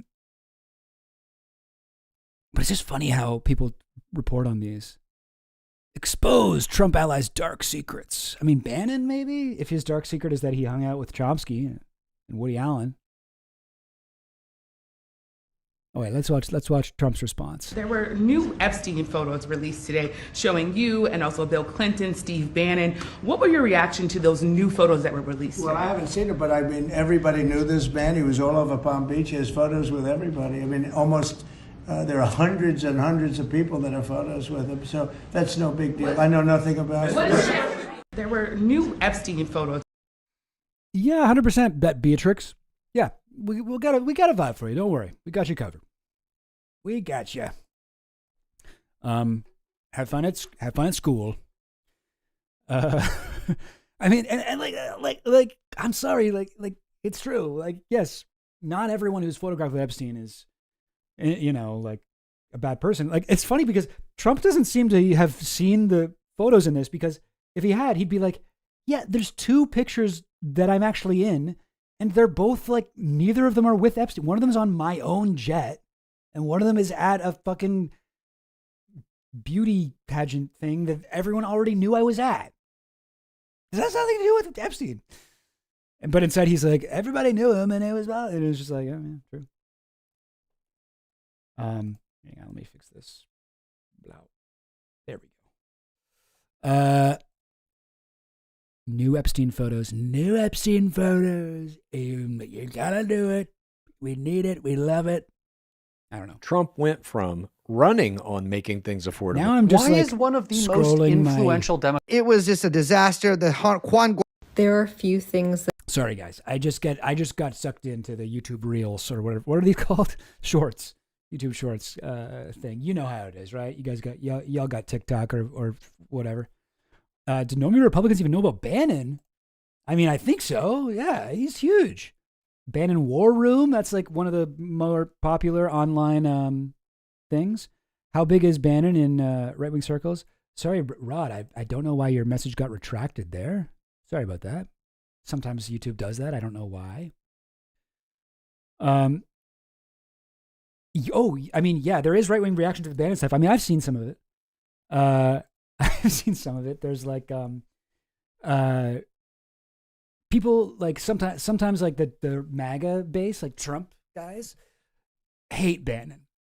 Sometimes they're like, I'm sick of him. Oh my God, he's always shouting about shit. Blah blah blah. Like they get worried. Bannon has a podcast that's like an uncorrelated release medium, like a bunch of guys. Yeah, he has a stream on Rumble. He does like every day, I think, called The War Room. And if anybody has read Naomi Klein's book Doppelganger, she talks about it. I believe it's in that, and how back in the old days, right, Gamergate days, Pizzagate days, for a lot of the Trump meme magic kind of 4chan thing, Bannon was obsessed with these rootless white males. And he was very much like, oh, man, we got to harness the power of these fucking virgins. Like they are going to get us to the White House. And now he's focused on a different, I don't know, what's the word? Demographic. He's trying to appeal to middle-aged women. So talk to your moms. Call your mom. All right, you probably haven't called your mom in a long time. Give her a call. Tell her you love her. Just try to ask some questions, sort of the same way you might if you had like a 15-year-old son. Try to find out like what's she watching, what's she consuming, where's she getting her news.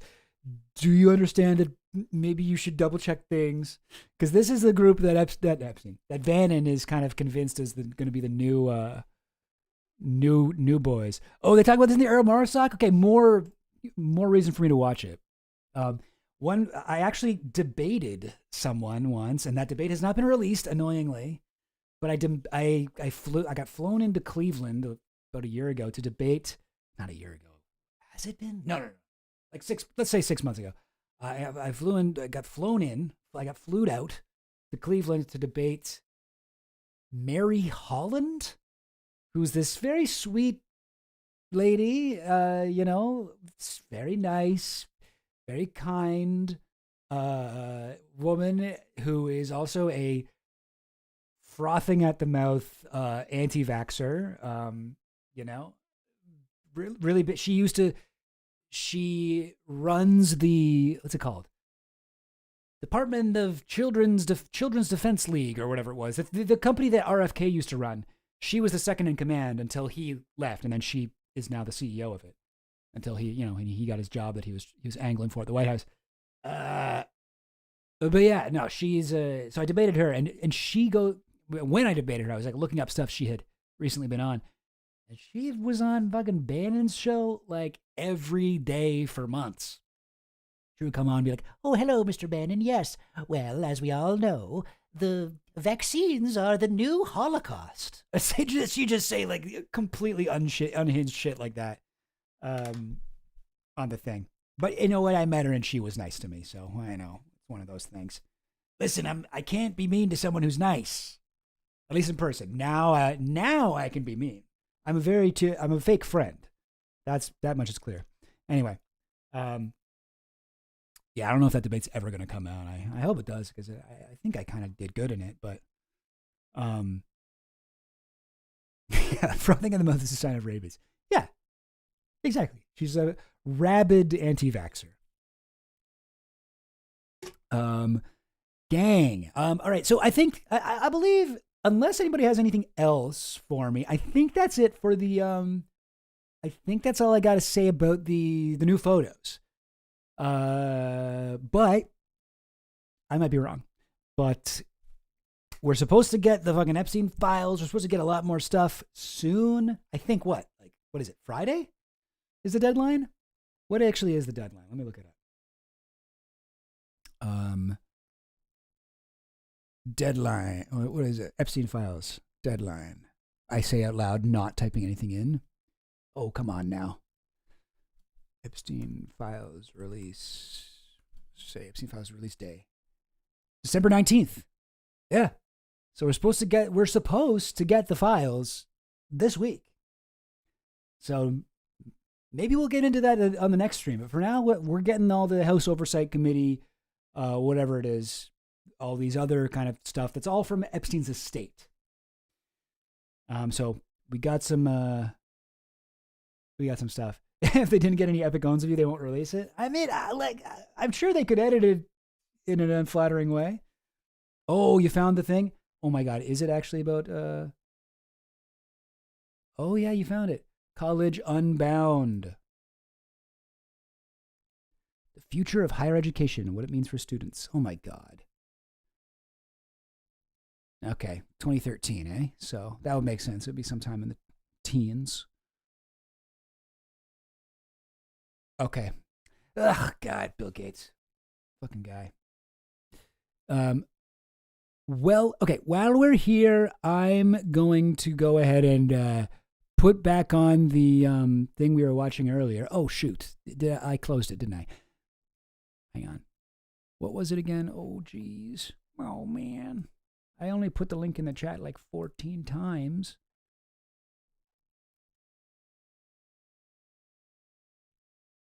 No, can't find it. 1 sec. I'm going to put that on while I go and do my thing. I need like a two-minute break. Before we go any further, there's a... Here we go. And let me put this on the thing. Okay. So we are going to take a... Oops. We're going to take a short little break here while I go get some stuff. And then I got some other stuff I want to talk about. So the stream's not done. But here we go. Enjoy this video from MLYP. I'll put the link in the chat for you guys again. And it's about the history of kind of 4chan and something awful. It's quite cool. It's quite good.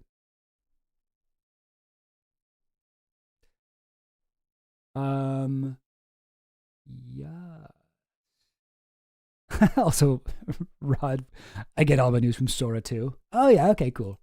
I think that's a good source. Okay, here we go. Textbook you can read, by the way. It's called It Came From Something Awful, and it really picks up steam around here. It doesn't go as deep as I have into the something awful part of the history for my taste, but if you'd like to start digging more, it's a decent jumping off point. I have my own issues with it, but not enough to not recommend it. Let's keep moving down the calendar. In 2005, a man by the name of Steve Bannon secures $60 million in funding from Goldman Sachs to invest in a company called Internet Gaming Entertainment, or IGE. IGE was a company that traded in things like World of Warcraft gold, quite literally hiring people from the third world to gold farm in WoW and sell it to Westerners. After this, Steve goes on to be an integral part of the American conservative news network Breitbart. This is some crucial world building for the Steve Bannon part of this arc. It's important to note what he was up to at the time, and we'll come back to what he learned from his time selling WoW gold later. The next 6 years, 2005 to 2011, are what I'm going to call the golden age of 4chan. Think your pools closed, your chanologies, the launch of Anonymous as we know it, all of that stuff. It's during this time we also get the rise of weird Twitter.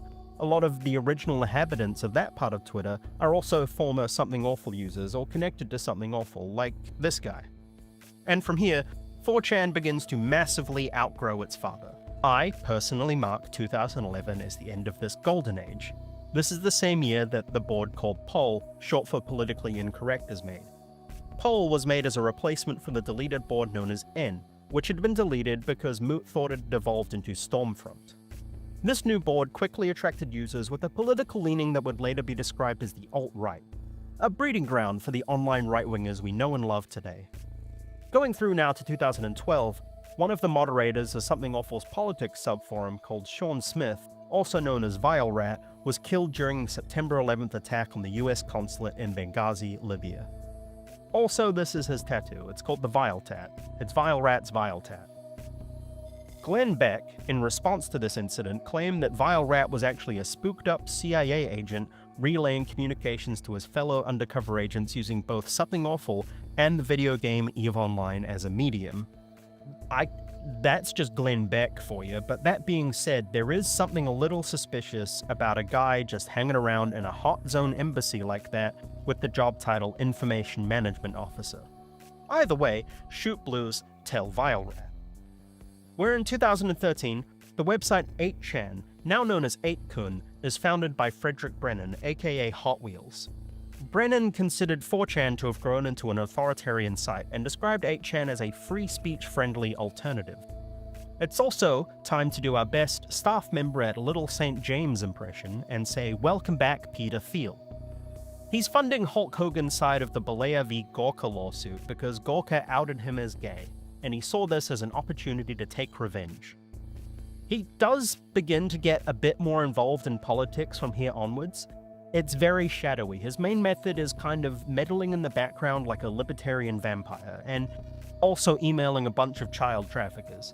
Palantir is also not really public-facing yet either, mostly still working as a military contractor. I keep mentioning Palantir and Peter Thiel because he will get more and more connected to a lot of the other major players online throughout the rest of this story. On the 19th of February 2014, the chairman of 2Channel's domain registrar seizes the domain due to apparent unpaid debts. This man, known as Jim Watkins, takes full control of the website in what is effectively a hostile takeover. In doing so, he relieves Hiroyuki Nishimura of all power and assumed the role of website administrator. Nishimura still owned the trademark, however, and to avoid potential legal issues, Jim eventually changes the name of the site, and a couple of years later, they redirect everything over to 5Channel.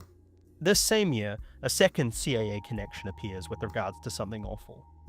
Brown Moses was also a moderator of the politics subforum of Something Awful. Same as Vilerat, and he kind of convinces a bunch of Something Awful members to do a bunch of OSINT work during the Syrian civil war. He goes on to found Bellingcat, a Netherlands-based open-source intelligence group, and yeah, most OSINT orgs of that scale are more or less CIA cutouts. That shouldn't even be controversial.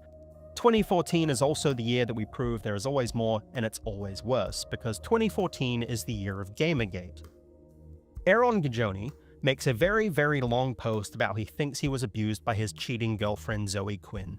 He posts it on Something Awful, Reddit, 4chan, anywhere he can post. He's very promptly banned from Something Awful with the reason, "Thank you for joining the Something Awful forums in order to post a giant fucking psychopathic hell dump about your ex-girlfriend in the forum about video games."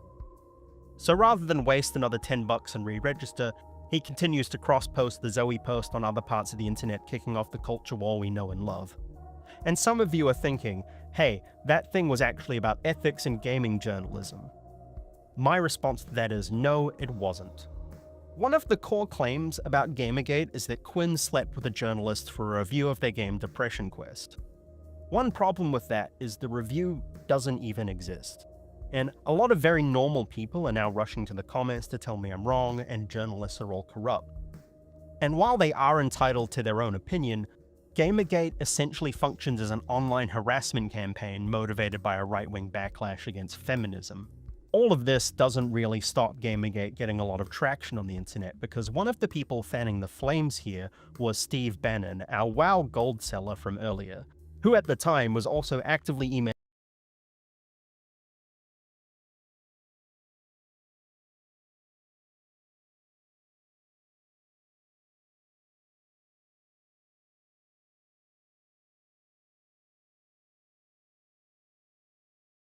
Sorry, okay, got my mic turned off there. Yes, sorry, yeah. I guess maybe I should have a different one. Like when I have this up, excuse me, maybe I shouldn't. Yeah, maybe I should have a different one for when it's like, the stream has already begun. I'm just taking, like, I just needed to go, whatever. To perform a biological necessity thing. But yeah, no, I mean, yeah, good call. I'll change that. But yeah, I was throwing this thing in the thing for you. This is once again, for those of you just joining us, this is boom. Wait, what? Seriously? Rob Reiner and wife murdered by knife attack? Seriously? Did that happen? No. Rob Reiner? Oh my God. Seriously? That's nuts. What the hell? Oh my God. That's so fucked. That's so sad. Wow. Why? That's nuts. And they were murdered? I don't even know what to say about that. That is so dark. Oof. I'm only seeing found dead here, but man, if it was, wow. They said it's their son who did it? Oh, God. Oh, my God. That's no me gusta. I like Rob Reiner. Some of my favorite movies, actually Spinal Tap was him. And that basically started the whole string of Christopher Guest movies where he sort of does like Spinal Tap again, but in different contexts. Long live Spinal Tap for sure. Yeah, I could call Magar. Something like Chill Goblins chilling right now. Chill out, you bunch of goblins. Long live Spinal Tap. Someone got radicalized by South Park because they made fun of Rob Reiner, maybe. Boy. The way the news developed is a little weird. Early reports were just aged 82 at Rob Reiner's house. Yeah, that's sad. Also, Princess Bride. Princess Bride was him, and that's a classic. Stand By Me. I'm always like, any kind of movie that's like, there's kid actors. I'm always like, oh, okay, I guess I'll watch it if it's like, hopefully there's other actors that do the majority of the heavy lifting. But if it's a movie where kid actors are carrying the whole thing, I'm always kind of like, oh God, it's not going to be good. You can't get good performances out of kid actors. No, you actually can. If you're Rob Reiner, Stand By Me, the kids in that movie are believable. And I think part of it was that he actually did scare them. A lot of times in the movie, they were like frightened. But good movie. God, I mean, I know he did stuff more recently. I actually listened to, a few years ago, he had a podcast about JFK. He had a podcast about JFK's assassination that I listened to. He was very skeptical about it. I was kind of like, for me, I'm like pretty pilled on the JFK stuff already.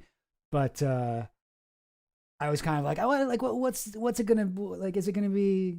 What's the vibe gonna be like? I didn't really know, and I was kind of like, if I really wanted to get like my mom into JFK conspiracy stuff, which is not really something that's a huge priority to me, to be honest. But if I did want to do that, I'd be like, hey, listen to Rob Reiner's podcast about JFK. Man, yeah, all right, that's crazy, guys. I don't even have anything to say. It truly is inconceivable that this has happened. What you eating? I got myself some tofu and egg salad. No, potato salad rather. Potato salad. My fiance made for me. All right, I have. You know what? Like, it's been a while since I've been able to. I have like a bunch of shit I'd love to go over, but what should I do?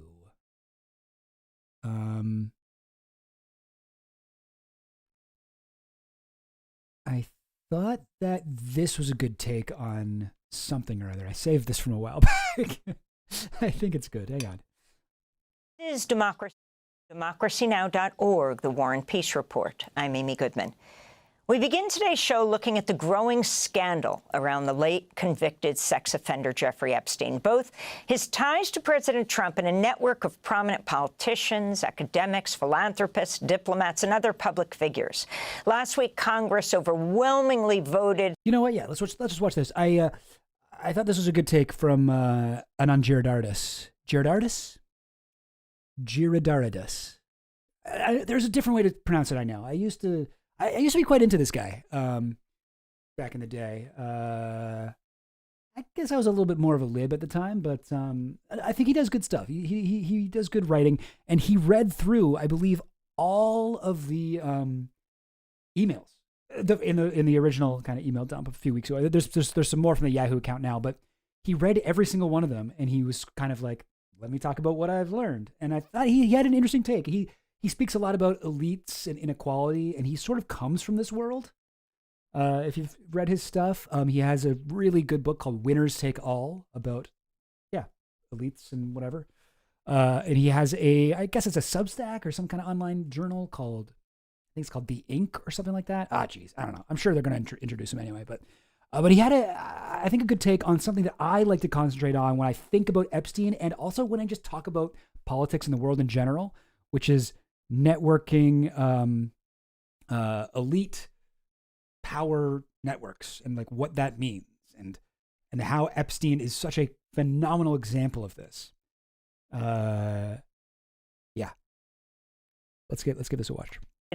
Almost unanimously, save one congressman, both in the Senate and the House, to compel the Justice Department to release all files related to Epstein, who died in 2019 in prison after he was arrested on federal charges for the sex trafficking of minors. President Trump signed the legislation, but has repeatedly described the call. Oh, hell yeah. I would definitely be down to check that out. The Assassination Records Review Board? Hell yeah. We'll check that out for sure. To release the Epstein files to be a hoax. Earlier this month, he snapped at a female reporter aboard Air Force One about the Epstein files. Completely insane moment this was. If there's nothing incriminating in the files, sir, why not acting as a... Yep, you heard it right. Quiet, piggy, he said to the female reporter. Trump made the comment shortly after House Republicans released 20,000 files from Epstein's estate, putting a new spotlight on the late convicted sex offender's connections with a network of wealthy and powerful figures. For years, survivors of Epstein's abuse have talked about how the scandal's about far more than just Epstein. This is the late Virginia Roberts Giuffre, speaking to 60 Minutes in 2019. I was trafficked to a lot of types of different men. I was trafficked to other billionaires. I was trafficked to politicians, professors, even royalty. So the circles that Jeffrey Epstein ran in weren't your typical setting of human trafficking, and it was the elite of the world. It was the people who run the world. It was the most powerful people in the world, and those are our leaders. Those are the people that we are supposed to look up to. It's corrupt. It's corrupt to the core. That was Virginia Roberts Giuffre in 2019. She died earlier this year by suicide in Australia. We're joined now by Anand Giridharadas, author of several books, including Winners Take All, The Elite Charade. Wait, I got to hear that again. How does she pronounce his name? Anand Giridharadas, author of... Does it sound like she kind of like mumbles in the middle of it? ...in Australia. We're joined now by Anand Giridharadas, author... Anand Giridharadas. I always been saying Anand Giridharadas. Author of several books, including Winners Take All, The Elite Charade of Changing the World, also the publisher of the Substack newsletter, The Ink. His recent piece for the New York Times is titled How the Elite Behave When No One is Watching Inside the Epstein Files. Anand writes, quote, when Jeffrey Epstein, a financier turned convicted sex offender, needed friends to rehabilitate him, he knew where to turn. A power elite practiced at disregarding pain. Anand, thanks so much for being with us. It's great to be back with you. So talk about looking at the emails, what you looked at, and as you congratulate the women and talk about their bravery for coming forward, you take a very interesting look at who these people are that Epstein surrounded himself with, this elite network, as you talk about. A little hard to take him seriously with the whole rockabilly thing. Yeah, I get it. He's kind of got the leather jacket and the hair. Yeah, for sure. The Epstein class. He's the bad boy of the McKinsey class. Look, there is no doubt that at the beating dark heart of this story... He's always in the leather jacket, by the way. Any interview you see him, he always has it on. ...is one monstrous man. In Jeffrey Epstein, who did monstrous things, as Virginia was very bravely talking about there. But I think there's a lot of powerful people in this country who would like the story to begin and end with one monstrous man. And when these emails were released, I decided, maybe against my better judgment, that I was going to read all of them. And it took me 4 or 5 days just going through one after another, making notes.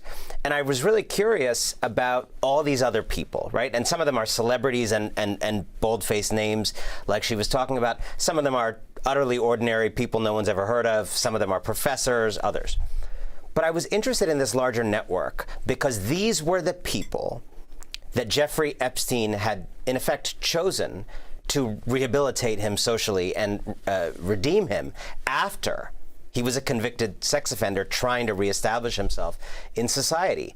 And I was trying to understand how these relationships worked. And what I found was that it's very convenient for the American power elite to think about this as a story of one depraved man. But in fact, what the emails show, if you actually read them, is that he had chosen this particular kind of social network, this American power elite, because he could be sure that it would be able to look away at what he did, because it was very gifted at looking away over a generation at so much else, so much other abuse and suffering, whether the economic crises members of that network often helped cause, the wars members of that network. He looks like a troll, like a troll doll with his hair, you mean? Helped push fraudulently the pain of technological obsolescence that members of that network pushed on the American public. So this was a group of people well chosen by Jeffrey Epstein, because this American power elite, these circles that he moved in, if they have any superpower, it is the ability to hear the cries of people without power and close their ears. You write powerfully in this piece.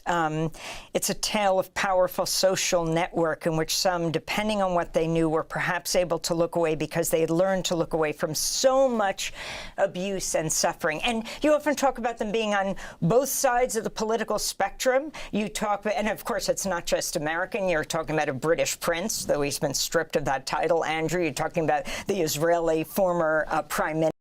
So many people. Mandelson as well from England.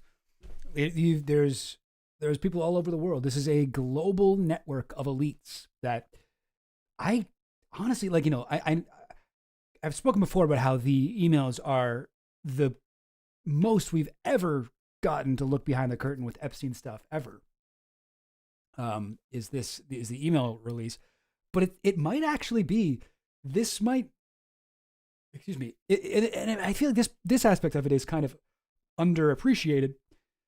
Those emails are possibly the biggest peek behind the curtain we've gotten at elite, the network of the power elites that we've ever gotten. You know, like, I mean, like, you can do the Domhoff thing, right?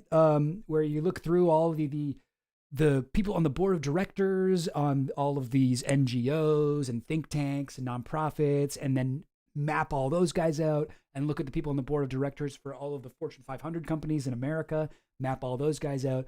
But here we've got a guy who is like a central node, you know, maybe not like the most central node, but a very central, important one, a guy who's connected to everybody. And we got not all of his emails, but we got tons of his emails. And it's very revealing of this thing that we're actually not supposed to see. Like, we are not allowed to see this. I find this very interesting. His Minister Ehud Barak and others. How did he manage to do this? So, you know, a network, as you rightly kind of imply with the question, it needs connectivity. It needs something to hold people together. So that's what I was after as I read the emails. What was holding this together, right? Why would these people be in cahoots with such a depraved person? There's a lot of choices of people out there in the world. Well, as I read the emails, it seemed to me there were a few different things going on. One, this is a group of people who are not really loyal to the communities they come from. Their loyalty is not downward to places and communities and even countries. This is a kind of borderless network of people who are more loyal to each other than to places. And that kind of network actually needs someone who is a connector. So a lot of the emails are, hey, I'm landing in New York. Hey, I'm going to San Francisco. And then an Epstein would say, hey, you should meet this guy in San Francisco. Oh, you need an investor for your startup? Let me connect you with that. It's all about this kind of connectivity. And he was a very good connector. Second, this is a network that thrives on information barter, and specifically non-public information. Again, why would they consort with this guy? Well, this guy ended up being, and not just his own information, he ended up being a kind of... Yeah, I can see the troll, the troll accusations here. Troll accusations are going to be hard for non-Jared us to deny. Convener of these trades of non-public information. Investors want information that'll help them, make trades that other people don't know about. Professors want insight about things. People in the business world want tips about things that will be the next big thing. So there was this kind of information network. Larry Summers, the former Treasury Secretary, wanted dating advice. He was a Harvard president, and the dating advice, he wanted extramarital advice on how to get his mentee into bed. Yes, while his wife was emailing with Epstein about how to contact Woody Allen. Such a pathetic loser, man. Larry Summers. Long time coming for that guy's career to be over. This is the kind of family. And I just want to say, I think this is really important for folks to understand. Larry Summers, former Treasury Secretary. These sound like fancy titles. Let me break it down for folks. When someone is a Treasury Secretary or someone is an economic advisor, as he was to Barack Obama when he was president, someone like Larry Summers is not simply crunching numbers. Someone like that is making decisions about how your family functions. Someone like that and that kind of... Honestly, that I think I've said something like this as well. Like, this guy is so responsible for the way that the fucking Democrats and the Republicans, really, because of pushing the Democrats further right allows the Republicans to go as right as they want. But all his fucking economy ideas are fucking bullshit, like neoliberal, like garbage, purely in service of elites. And of course, this guy's like best friends with Epstein. It's just so disgusting. This guy has, this is one of the guys who hung out with Epstein, who, if you're watching this, you're probably American, or, at least in the imperial core or whatever. Maybe you're European or Canadian or something like that. But like, this guy's ideas have affected your life, have made it harder for you to, whatever, get health care, go to the fucking dentist, get your shit taken care of, buy a house, get a, good rent situation, find a whatever. This guy's bad. This guy is extremely involved, like bailing out the fucking banks and the Wall Street crash, and campaigned very hard against Medicare for all. This guy fucking sucks. Fuck this dude. Kind of position of power is making decisions about how your workplace operates. Someone in that kind of position of power is deciding so many things about your life. So when you see that that person has no problem with the sex abuse of children, when you see that someone like that is turning to a convicted sex offender for 9-year-old boy level dating advice, and has actually such a feeble understanding of other human beings, these are the people making decisions about your family's economic future. These are the people deciding whether to bail out corporations or homeowners after a financial crisis. These are the people governing your life. People who maybe have all the credentials, but have so little human judgment. So if you have lived in this economy over the last generation and have felt, who are these people governing me such that I have so much pain, such that all my needs go unmet? Well, it's because it's a bunch of people who wouldn't recognize a human being if it was sitting right across from them. You're right. If you were an alien landing on Earth and the first thing you saw was the Epstein... Fucking bars. Goddamn. Yes. Let me hear that again. What was that line? I already forgot what it was. I was trying to figure out how to snap. What was it again? Me such that I have so much pain, such that all my needs go unmet. Well, it's because it's a bunch of people who wouldn't recognize a human being if it was sitting right across from them. You're yes. Right. Bars. It's good. It's good that we're able to conceive of the elites in this way now. I think that the Epstein case, if people are able to make it about more, like as Amy Goodman said, people want to make it about this one horrible man. But there's so much that we can learn from this, that we can, extrapolate to an entire class of people and how they exist and how they rule over us and how they make all these decisions that affect our lives. They do not have your best interests at heart. They are not doing this for the good of the people. This is a breaking point, or I don't know. I hope it is. If you were an alien landing on Earth and the first thing you saw was the Epstein emails, you could gauge status by spelling, grammar, punctuation. Usage is inversely related to power in this network. The earnest scientists and scholars type neatly. The wealthy and powerful reply tersely with misspellings, erratic spacing, stray commas. The status games belie a truth, though. These people are on the same team. Yeah, it's so interesting that there are these little status games and power games, and the truly wealthy and kind of well connected to this network will dash off these kind of mistake strewn replies. But yes, the ultimate point is that for all the differences, professors, wealthy people. Yeah, I believe you're talking about Larry Summers here, right? Oh, hang on, let me move my little troll pic down. Yeah, you guys like the troll? I had to. I had to look to find a troll with a leather jacket on. If only I could get a troll with a leather jacket and white hair. Oh, that would have been perfect. But no. I felt like this is the best I could do. But excuse me. His public misogyny alone garnered attention, but that allowed some convos about how evil his economics are too. Yeah, it's good that he's out of the fucking. He's not at the table anymore. Like he's gone. He's done. I mean, I hope. Whatever. People probably thought that about Epstein too. But it's going to be a lot harder for him to go because his fucking emails are gross. Like he's not just talking to Epstein. He's being a fucking weirdo about it. He's like, yeah, like the one where he's like, I forget something about how, I mentioned that women make up 50% of the DNA, or not DNA, of the IQ, whatever. They hold 50% of IQ. I neglected to mention that women make up 51% of the population, and it's like, okay, like you're what a little shit you are, you fucking misogynist piece of shit. Who's like, that's not even a good burn, but you're like proud of it and you're bragging about it to Jeffrey Epstein. Okay, man. And like Amy Goodman said, like he's trying to use Epstein's like ball knowledge to help him fucking pick up a girl that he's mentoring in economics. Economics, like, you listen to like Curtis Yarvin, like Mencius Moldbug talk about the cathedral, where he basically does like a Chomsky kind of like evil version of Chomsky, or, more evil version of Chomsky, like manufacturing consent, but he's like, no, the real people who rule all over us are the academics. It's the people in the universities. They decide everything. No fucking, material knowledge of how the world works necessary. You just got to hate school.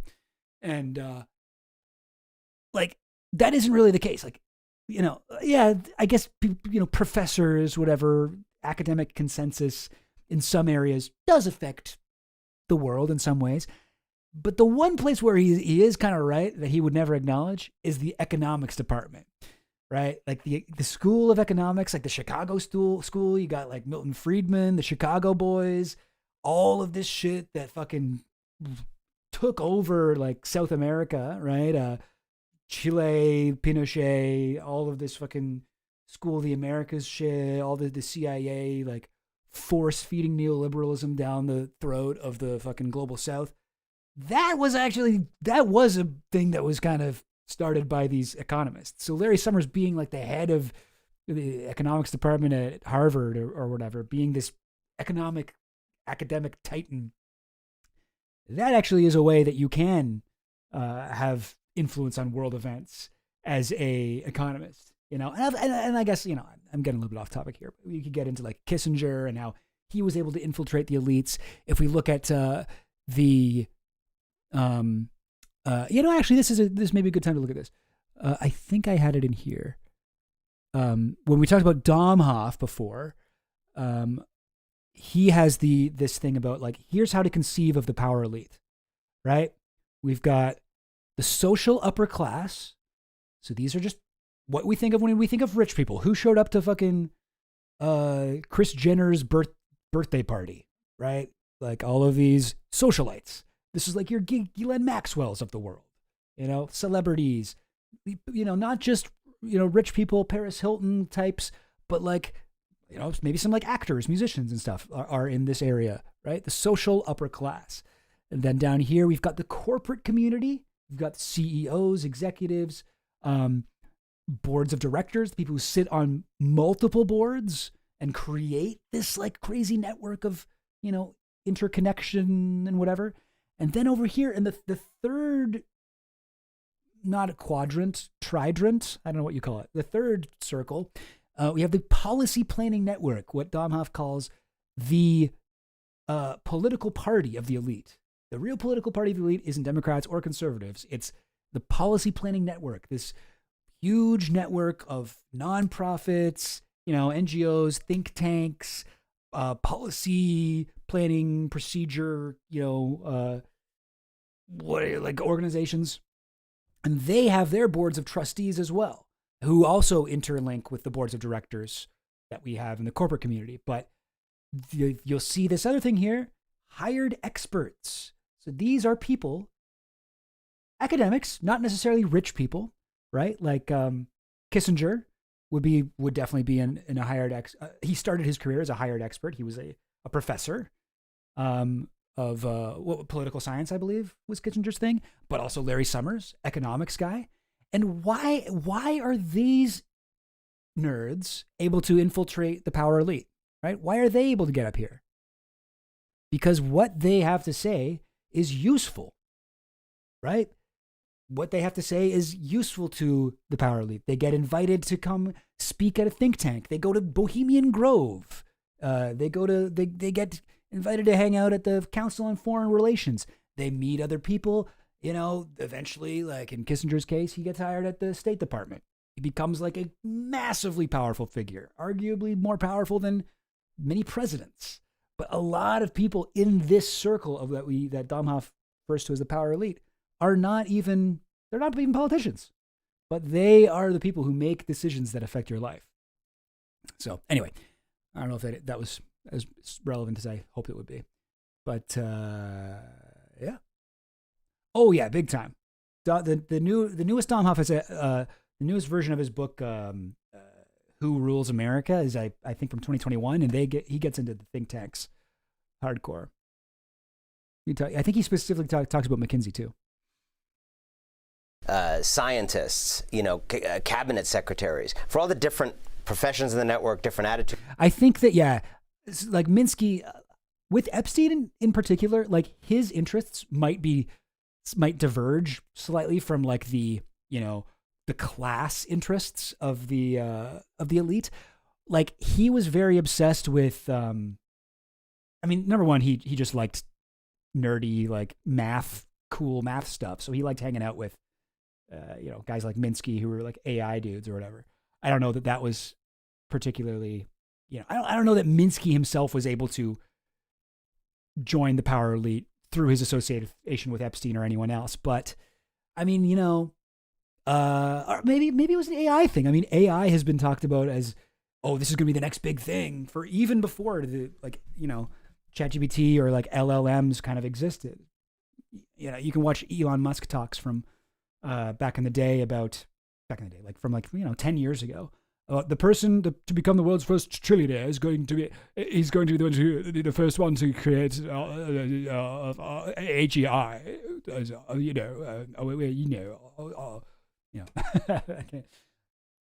I gotta work on my Elon impression, but so that could have been it. But I think a lot of the scientists and academics that Epstein hung out with were just people he was interested in. He was also very interested in evolutionary biology because he wanted to seed the earth with his DNA.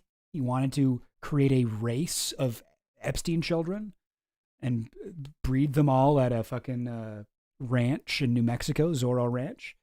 One of the more bizarre parts of his whole life. But and so he ended up hanging out with a lot of evolutionary biologists and asking them about this sort of thing. And I mean, I say maybe that's where his interests diverge, but I do think a lot of elites think like that. There should be more people like me, less people like that. Like Bill Gates does it by like all of this weird eugenicsy shit he does in Africa, and overpopulation's a problem, but only in the black countries. And Epstein does it like, no, I'd like to have a lot of kids. Yeah. Anyway, so like Larry Summers is I think, a perfect example of like this, the hired experts of the policy planning network, and how they can actually move into the power elite.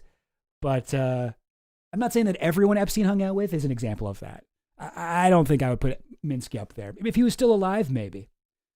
But yeah. It's different. Oh yeah. I mean, great point. Elon Musk actually does do this. I think much more so than Epstein was able to. Statuses. They were all on the same team. And it's important to understand that. In one of the emails, Jeffrey Epstein is inviting Steve Bannon, the Trump strategist and whisperer, over for dinner, right? As extreme a figure on the right as you'll find. And he says, who would you like as dinner company? I can invite whoever would you like. Would you like Catherine Rumler, who was Barack Obama's, obviously Democrat White House counsel? Went on to Goldman Sachs. Went on to Goldman Sachs. And so you think about, as you think about the dinners you have at your houses, for everybody watching this, Steve Bannon, by the way, in some of the emails, Jeffrey Epstein is very angry at everything that Trump is doing, but Steve Bannon, come for dinner, right? And then would you like Catherine Rumler? And then Catherine Rumler becomes this fascinating figure in these emails because she was Obama's White House counsel, at some point reportedly was considered for Attorney General. Who does she go to for advice? Should I take this Attorney General job? Jeffrey Epstein, convicted sex offender. That's who she goes to for advice. It's worth getting more friends sometimes. And then she goes on to Goldman Sachs. And again, your viewers this will not surprise them, but this idea that someone who was once the lawyer for the American presidency goes on to be the lawyer for Goldman Sachs, just because it is normal, doesn't mean we shouldn't think it's not strange. It means that people in those government jobs do them kind of gently because they got to keep that door open. And she, at some point, quite famously now, describes in an email to Epstein, she's driving to New York, she's going to go see him, she's going to go have lunch with him or something, and she says, I'm going to stop at a New Jersey rest stop, and I'm going to see all these people who are 100 pounds overweight, and I'm going to freak out, have a panic attack about it, and then I'm never going to eat a bite of food again in the hope that I never become like these people. And that phrase has not left me, Amy, these people. Oh, that's such a good pull. Let me see if I can find that on the thing. These people. Didn't mean to have caps lock on there.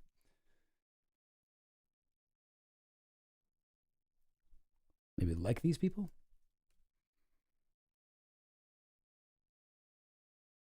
Oh, I don't think it can search. I don't think it can search that.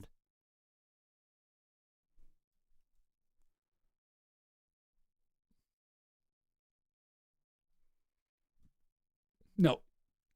The Boolean operators don't work. Hang on. I bet I can find it. Hang on. These people. Everybody in that network, well, not everybody, but certainly a lot of people I saw in that network, that is how they viewed you. That is how they viewed the public. These people. These fat people, these dumb people, these people who don't know better, these people who don't know that we're all consorting and in cahoots, these people to whom we feel no loyalty.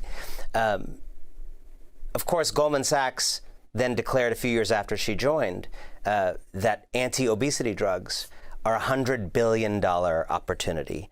So there's a contempt, a sneering contempt for these people who are not in this powerful Epstein class. But there's always an endless opportunity to make money off of these people. I'm going to end where you end your New York Times piece, with the courage of the Epstein survivors, writing, quote, the unfathomably brave survivors who've come forward to testify to their abuse have landed the first real punch against Mr. Trump. In their solidarity, their devotion to the truth, and their insistence on a country that listens when people on the wrong end of power cry for help, they shame the great indifference from above. They point us to other ways of relating.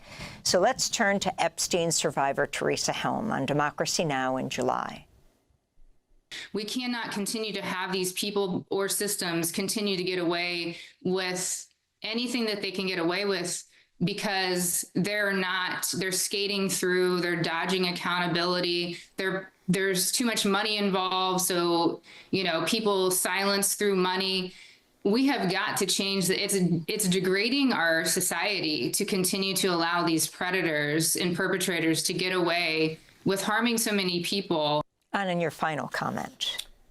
I would respectfully correct something that Virginia Giuffre said. She said she was trafficked to a bunch of leaders. The beginning, yes. I would say she is a leader who was trafficked to a bunch of cowards.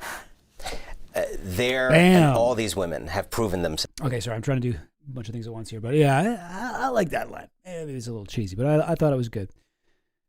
She was wrong when she said she was trafficked to a bunch of leaders. She's a leader, trafficked to a bunch of cowards. To be the actual leaders. Because leaders are brave, they take risks, they do what's right even when it's not convenient. And what has been revealed ultimately by this Epstein story.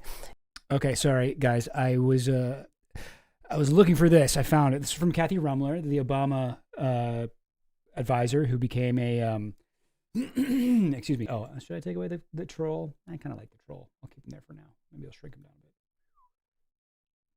Get over there, Anand. But yeah, this is from Kathy Rumler. This is from Epstein to Kathy Rumler, and then they go back and forth. But the one that she sent was, going up to New York Friday morning, think I'm going to drive. I'll then stop to pee and get gas at a restaurant on the New Jersey Turnpike. We'll observe all of the people there who are at least 100 pounds overweight. We'll have a mild panic attack as a result of the observation, and will then decide that I am not eating another bite of food for the rest of my life. Out of fear, I will end up like one of these people. This is so weird. Like, she's like trying out like a new bit or something. She's like working on her Type 5.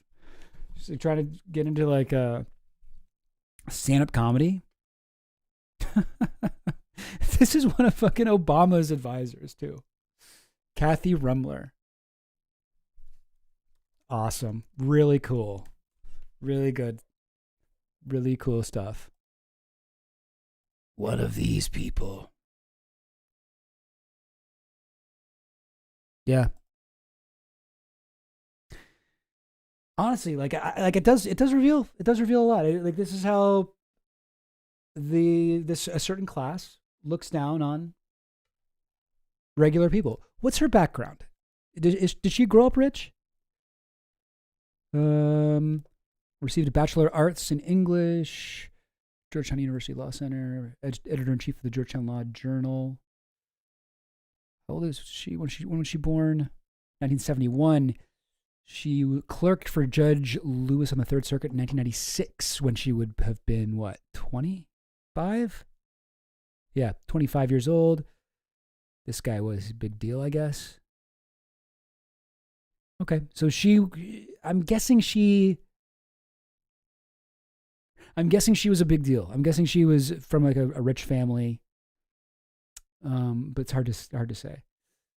Previously a partner at Latham and Watkins, co-chairing its White Collar Defense Group. Ooh, this is something that Domhoff talks about. Corporate lawyers, White Collar Defense Group. Like, if you look at the Supreme Court, historically, I don't know about currently, but at least historically, a lot of guys who end up on the Supreme Court, you look at what type of law they did before. It's corporate law. It's like white collar defense. So why are these types of lawyers the ones that usually become much more powerful? Because their whole career is like defending wealthy corporations. That's why they're safe picks for the Supreme Court, because that's what they do. They defend the elite class, the corporate class, one of the other circles here, the corporate community, right? So yeah, okay, co-chairing its White Collar Defense Group. Okay, so evil people. Okay, you're in the White Collar Defense Group. You're a thief. You're like assisting the fucking robber barons. The number one cause of theft, right? Wage theft from your boss, not paying you for your time. Yeah. Oh, thank you, Finland. I could just talk out of my ass, or we could actually look this up. Okay, so Rumler's parents are a computer engineer and a contract administrator. Okay, maybe I'm wrong. Rumler. Rumler, the daughter of a computer engineer and contract administrator. She came east to attend. Huh. I mean, what's a contract administrator? What even is that?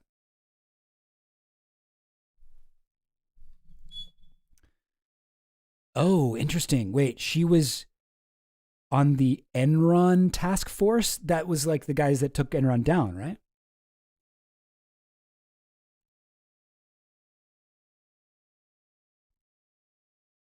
She made the closing argument in a case that resulted in 5 convictions of investment bankers who helped Enron manipulate its books. Okay, so yeah, she was, okay, so in that case, she was actually on the other side of the white collar thing early in her career. Okay, you know what? Maybe I was reading this wrong then. More recently, Rumler's skills were credited with helping win the convictions of top executives Ken Lay and Jeffrey Skilling. When she leaves government again, Rumler will be one of the most desired courtroom lawyers in Washington. Interesting. Oh, is that true? The Epstein estate is saying that a lot of the Rumler emails are privileged because she was his lawyer. Interesting. I didn't know that. The Chicken Shit Club? No. What's that about? Interesting. So wait, so this is when she was 35. So when would this have been, in the 2000s? Yeah, 2006? Yeah, 40 under 40. All right. Interesting. So it's, yeah, I mean, maybe when she said these people, maybe she was just referring to fat people. I don't know. But still a fucked up thing to say. Because if she was meaning like, I will end up like one of these people. I am not eating another bite of food for the rest of my life out of fear I will end up like these people. It does seem like a class thing, though, where she's like, I'm going to go to the New Jersey Turnpike, stop and stare at all these people. They're disgusting. Yeah, I don't know, guys. Are we reading into it too much? Very possible, but also fuck these people a little bit. We don't need to give them a full courtesy of, whatever. Are led by a group of people who do not deserve to be called leaders. And these women point to what leadership looks like. Anand Giridharadas is the author of several books, including Winners Take All, The Elite Charade of Changing the World. He's the publisher of the... Yeah, that's the one I read. Did he write... I think Goblin, fiance Goblin, was saying When McKinsey Comes to Town. Is that also by him? Haven't read that one, but... Newsletter on Substack, and we'll link to his piece in the New York Times headlined How the Elite Behave When No One's Watching Inside the Epstein Emails. Thanks for watching Democracy Now! On YouTube. Subscribe to... Crazy. Excuse me. Jeffrey Epstein's estate fights to shield over 250 emails with top Goldman Sachs lawyer. Excuse me. Rumler, the top lawyer at Goldman Sachs, came under the microscope last month after a cache of emails showed a deeper relationship between her and the now dead pedophile Jeffrey Epstein than previously known. Oh, and that's not... Oh, my God. Epstein's estate is keeping secret 277 additional emails, saying they are protected by attorney-client confidentiality. So she was his lawyer. They contain discussions of lawsuits by women who accused Epstein of sexual assault. Oh my God. So we're not even done with the Rumler side of this. Wow. Okay. Rumler was co-chair of the white-collar defense and investigations practice at big law firm Latham & Watkins, which previously said Epstein wasn't a client of the firm. Rumler hasn't publicly said whether she worked as an attorney for Epstein in an individual capacity. Crazy. Yeah, I mean, okay. So it seems like, I mean, maybe she started her career doing the, prosecuting Enron or whatever. But she definitely saw what side of the bread her butter was buttered on, or what's the expression? Something about that? Something like that? Bogdanich and Michael Forsythe. Oh, okay. All right. Sorry. I don't know why I thought that was Jared Artis. But, yeah, gang. Good stuff. There's another video I saw about kind of like elite power networks. It's kind of long. I don't know if I want to watch the whole thing, but we can watch a little bit of it because I do think this is a way to look at the to look at Epstein and the emails and the things that we're learning. I think it's time for me to get rid of the troll. Goodbye, troll. I think this is a way to look at this stuff without, falling into kind of like silly, like Pizzagate, like stuff and like getting into like occult things that aren't really present. And, like this is a way to look at Epstein that will actually give you a better understanding of how the world works and teach you, we can learn things that we can apply in other situations to other people who may not even have ever met Epstein, because this is just sort of the way that elite power networks function. How long is this one? Oh, it's only 15 minutes. Maybe. I don't know. Let's see. Let's see how we're liking it. Let's watch a little bit of it. Curiosity, I decided to dig in the files released by the Epstein estate. And I think there's a general framing I can call out that a lot of the analysis hasn't really explicitly dealt with and that can help us draw better general conclusions. What the documents show is that at Are you guys still talking about Epstein? Classic clip. certain level of wealth and power, we begin to deal with the dissolution of the traditional ideas of institutional, national, or even moral affiliation. These documents give us a window into a parallel. And also, let me shout out this channel. This is a smaller YouTube channel, Cy Cantarell. Really good. I just saw this one video from her, but I really liked it. Let me throw this on there. Reality, where those inside it are allied only to power. To make the best sense of this, we can start by thinking of the difference between topography and terrain. When you want to navigate a place, you need to make a map of it to describe its features. The map is the topography. The actual landscape is the terrain. The map, the topography, is always going to be an abstraction, essentially a story about the terrain. And if you're carrying a map of the Colorado Rockies while trying to navigate the Alps. I like how she's got kind of like spa music in the background, you know? It's nice. You feel like you're meditating a little bit. Yeah, she's in the tiny mic crowd holding the lav. Well, you can see why that's not going to go so well. We have a similar issue when looking at the Epstein affair. The fire hose of documents are the actual terrain. Emails, depositions, testimonies, videos, photos. They're the woods, fields, and forests of a terrain. But we don't have a good topography, a good map to hold up to that terrain to make sense of it or navigate within it. So we're most often holding up maps we do understand, like these were some bad actors acting independently, or this has to represent a corrupt institution or a cabal with an established hierarchy, or these events happened in these jurisdictions and represent these crimes, which is... Okay, interesting. So she's sort of going through like, this is the sort of like the maps, these like abstractions of reality that we are used to. Like, okay, is there like a cabal? Is there like, was Epstein a spy? What do we make of this? Yeah, I think she's I think she's just holding up a little hamster, or a little gerbil, speaking into it. Often holding up maps we do understand, like these were some bad... Oh yeah, is it Skeletino? That this thing, is that even a chair? I don't know. Bad actors acting independently, or this has to represent a corrupt institution or a cabal with an established hierarchy, or these events happened in these jurisdictions and represent these crimes, which is clearly the way that governments understand things for the purposes of prosecution. Interesting, like it's sort of like what Gerardus was saying about how what's it called? People want it to be about one bad guy, but it's really about a whole network.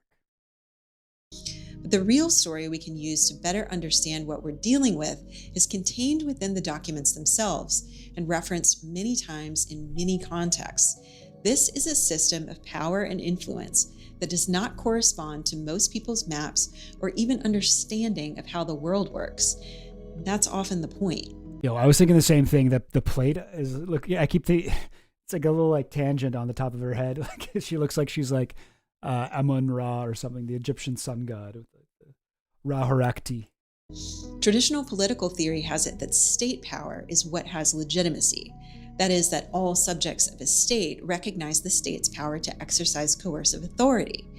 Yet as wealth and power concentrate to unprecedented levels, we get a new dynamic, which is that individuals with sufficient resources can opt out of reliance on or cooperation with state institutions entirely. Epstein himself recognized this in Michael Wolff's profile of him, where he says that in the past, only governments had this kind of money, reality-altering money. In fact, it used to be that the rich, reaching a certain point of philanthropy, merely hoped to make the world a better place. Now they want to change the world. Wolff goes on to say, Epstein's apartness or parallel life reflects much of the otherworldly characteristics of the wealth revolution that began in the late 1970s, an increasingly parallel world, a self-invented one, at further and further removed from the ordinary one. This is the key to creating a better map that can help us understand Epstein and the people surrounding him. This isn't really a stable topography at all. It's a network, a topology. A topology is a system that is not about distance and relationships between relatively stable entities, like the distance and differences between New York and LA. The Ekstrom chair. Let's see if we can find it. This shit. Ekstrom chair. All right. Oh, here we go. Finished design shop. $4,000. Oh, I don't think this is the one she has, though. Is this always what it looks like? Are there different ones?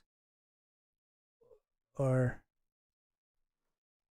whoa, these are crazy. These are wild. Wait, is that the one? Hang on. Instead, it's about the strength of relationships. Oh, wait, maybe. Yeah, okay. Doesn't look exactly like it because the Ekstrom has like sort of seams, right? But maybe, I don't know. Looks like a $4,000 pool noodle. Yeah, it does. Could this be it? I mean, I don't see it it doesn't seem to come in yellow. Hang on. Ekstrom chair yellow.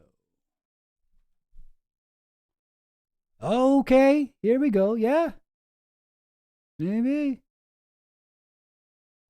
We got to go to a Swedish website. Okay, yeah, totally. Contemporary Ekstrom chair. Would that even be comfortable? I'm like, this one's $6,000. You pay extra for that. But it doesn't quite look the same, right? Like the Ekstrom is like a little bit more squared off. This one's like rounded. Anyway. Relationships between relative entities, like the results of New York and LA playing one another in a sports ball tournament. Don't look at me for anything sports ball related. This is a metaphor. One season, New York may win. One season, LA might. Or another one, they might not play one another at all. Or one city's team might even leave the league entirely or become some other city's team. So the team's relationship has nothing to do with where they are located in space or what those locations might mean to observers. In a topology, unlike in a topography, we can bend the map and connect and reinforce entities within it without any relation to where those entities might look like they belong. This is pretty much the same structure as the internet, and you can think of it that way too. So in Epstein's network, which is the network of extreme wealth and power, the underlying structure is an architecture of nodes with connections forged and reinforced by power relationships through which information, resources, and influence flow. In this network, it doesn't really matter that this person is a citizen of this country or a member of this government or institution. It's all relative, all part of creating personal advantages and arbitrage opportunities. What matters is the number and diversity of connections and their relative strengths. So you can start to see that network power, unlike state power, does not depend on institutional legitimacy or permission.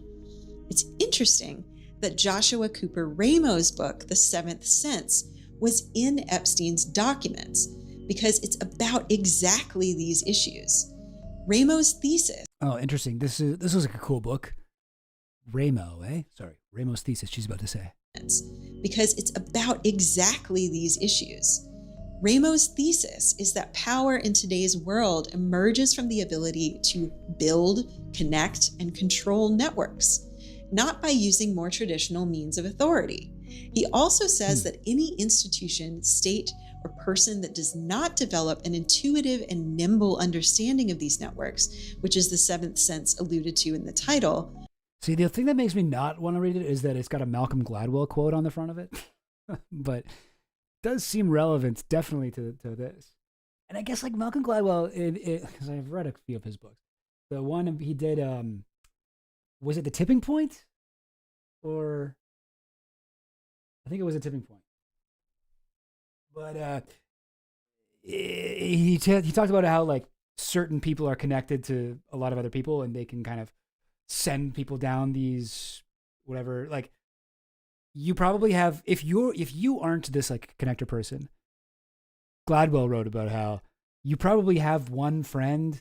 I might be forgetting it. You probably have one friend who's like kind of how you met most of your other friends, something like that. I don't know. Which I feel like if that's true, it kind of like from what I'm gathering from what she's saying and from like the cover where it's like nodes. She said like we're talking about a network of nodes. Like the video has weird vibes. I cannot fib. Yeah, that's I get it. I get it. but it's good. I think it's good. I think it's a good video. It's got good information. What was I saying? Yeah, I think Epstein was a guy whose power came from like not the place he sat on a board or the like, you know, the elected office he held or something like that, but from his position as a node in this massive network. Yeah. Will be rendered obsolete, basically wiped off the map of power. Ramo talks about 3 ways that networked power is deployed and maintained, which we can see plainly in Epstein's communications. One is asymmetrical control of information. The more information you have about others without them having information about you, the more leverage you can extract from it. You're also in a position to predict and manipulate their decisions by understanding their desires, weaknesses. We see a lot of this in how Epstein solicited personal confidence from powerful people. He offered a lot of advice, but he didn't seem to seek any, save with people he was paying for specific services. This is also one of the points in doing favors for others. It puts them in your debt, and they're more likely to be willing to offer more information. Gate control is the second way that network power is deployed. Ramos stresses the importance and power of gatekeepers in any network system, saying, in an age of network power, no position is more important, formidable, influential, or profitable than that of the gatekeeper. Definitely would apply to Epstein, the way he's kind of helping people meet people with like Peter Thiel or with, especially Ehud Barak. If you look into those drop site articles about how he was like helping Ehud Barak network within Israel, within Mossad. Like this is the former prime minister, and Epstein is acting as a gatekeeper like to him. Epstein had a superhuman ability to open doors for people. Epstein functioned as a gatekeeper in many areas, connecting access to wealth, scientific patronage, political circles, and social status. He was constantly connecting and referring people to one another, which reinforced this role. Yo, I don't know what this means, Finland, about the New Yorker article by Gladwell, kind of about how intelligence is a wilderness of mirrors, but that sounds awesome. Wilderness of mirrors. I love that shit. It sounds like something like, I don't know, Angleton would say. Rogan is the ultimate nexus. Whoa. True. This is also the point in becoming part of various institutions, whether philanthropic, academic, or private. It isn't just reputation laundering, it's access to information and gates. Think of institutions as... No way. Is that what Jesus Angleton said? Are you serious? Okay, I thought so. It sounds like him. He used to be a poet back in his younger days. No way. That's hilarious. Okay, I actually don't think I knew that. But that just sounds like something he would say. He was a total piece of shit. The fucking director of whatever it was. Events or something like that, plans. What was his thing at the CIA? But yeah, oversaw like MK Ultra and a bunch of the worst, most evil shit the CIA did through the 50s, 60s, whatever. But yeah, no, I actually was Wilderness of Mirrors is a lot of counterintelligence is the word I was looking for. The Wilderness of Mirrors. I mean, a lot of fucking ghouls nowadays don't have the poetic like ability of James Angleton, so it is kind of refreshing to read him talk. Yeah, he went crazy looking for a mole in the CIA. Yep. Iran-Contra, so true. I mean, massive, like, it's oddly like connected to Epstein, and that so many familiar faces and players, like you mentioned, Khashoggi.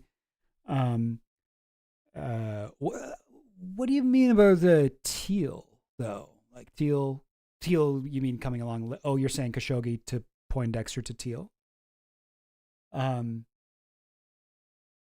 Anyway, yeah. All right. Sorry, I got distracted because I like that. I like that type of shit. You know, the 60s is really like, that's when the CIA was at its, that's when they were really the fucking cabal controlling the world. I think probably after the Church Committee hearings, I doubt the CIA has been as powerful since then. I mean, I'm sure they still do a bunch of evil shit, but like that power then was dispersed because shit was revealed. But when you read shit about if you get into like JFK, RFK assassination shit, you get into MK Ultra shit, if you start reading about just anything the CIA did, you know, the Jakarta method, that sort of thing, you know, if you get into that shit, it is unbelievable. It is just the stuff that we have confirmation of sounds like tinfoil hat, you know, bulletin, fucking corkboard, red string conspiracy theory bullshit. But it actually was happening. I think now it's dispersed. I think it's gone to other government agencies and to other global agencies. I think the CIA definitely still plays a role, obviously, but yeah. Oh, I see what you're saying. Okay. Created total information awareness, the precursor to Palantir. All right. Interesting. Yes, right? I think they outsourced a lot of stuff after the Church Committee. Right. Oh, yeah. Sorry, did you say that before I was talking about that? Or were we just on the same page there? Look up Safari Club. Yeah, 100%. Sorry, let's keep watching. Pepe de Silvia. Yes, exactly right. Who are these people? Surfaces that this network... Okay, you know what? I actually have not yet watched this. The American Conspiracy. I think I watched episode 1. I've been meaning to finish it because I am really into that stuff.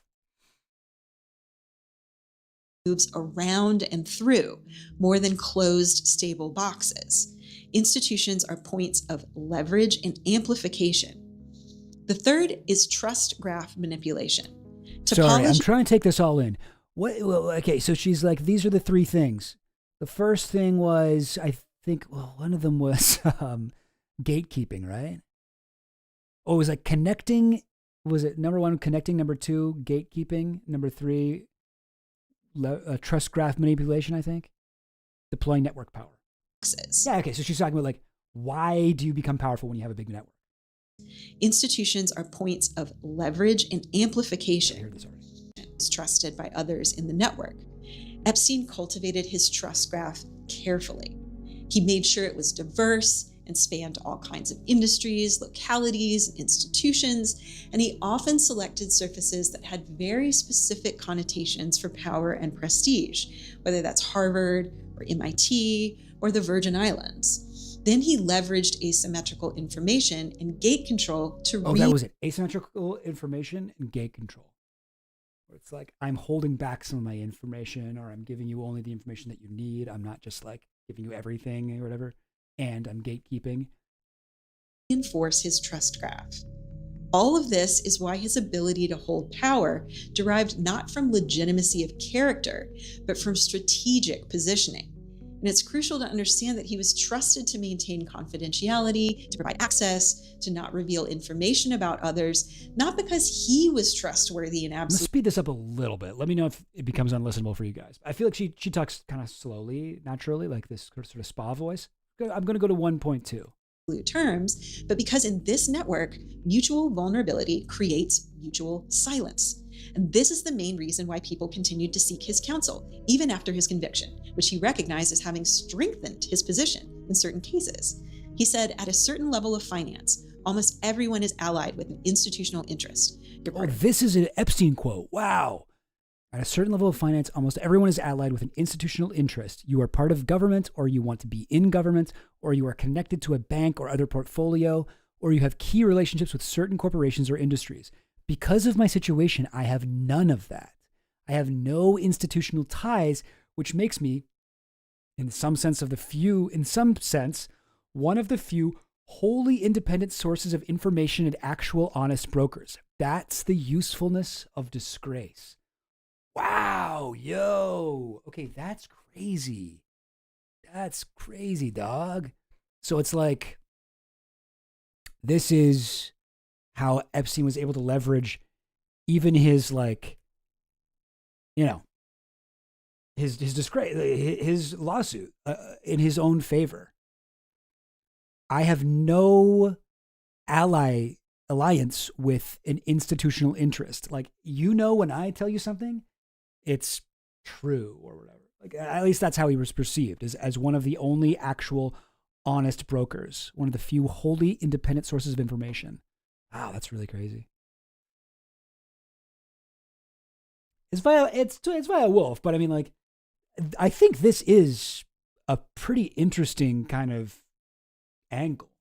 Like, I mean, you know, whether or not, it's not like he's making a claim about his, like, a specific thing that happened, but I think this is just a really interesting way to conceive Epstein's power and Epstein's kind of what made him useful in these circles. Yeah, like, he's a pathological liar, but, like, what do you think he's lying about here? Like, I mean, like, oh, like, I see what you mean here, Reddington. Like, if you're saying that makes me one of the actual honest brokers, like, obviously Epstein was not honest. The guy lied constantly. But I think it is true that the perception of him as honest gave him power in this elite network, right? Because he wasn't attached to a thing. Have you seen that thing where it's Tina Fey is on, oh, maybe I could find it. Tina Fey's on the Culturistas podcast with Bowen Yang and other guy. And she's like, I don't think so, honey, or whatever. They have like a little segment where somebody says, I don't think so, honey. And she's like, Bowen, you don't get to say your real opinion about movies on your podcast anymore. You're too famous. Oh, you didn't like Saltburn? Like, sorry, you don't get to say that, because you're going to get a call from the director of Saltburn. And she wants you to work on her new movie where you play a co-worker with Carey Mulligan at the whatever store. And in the third act, it's going to take a psychosexual twist. And you need to act surprised that there's that twist. You don't get to say, she says something like, authenticity is expensive and it's not worth it. Like, you need to become fake. Now that you're famous, you need to become fake. There's too much repercussions for you to be honest. And so Epstein, sorry, I think I kind of got the gist of it there. But the reason I bring that up is because Epstein is a guy who doesn't have any of these fucking things. He's not working for the White House. He's not at a university. He's not whatever. He's disgraced. He doesn't have institutional connections. So when he talks to people, the perception is that he can be honest. He can be authentic, because he doesn't have that connection. We could make the same case for Trump, right? Trump is also famously an incredibly dishonest person, but there's something authentic about him that other politicians do not have the luxury of doing, right? Authenticity is expensive. Trump, when he was campaigning, he got to be like, oh, I don't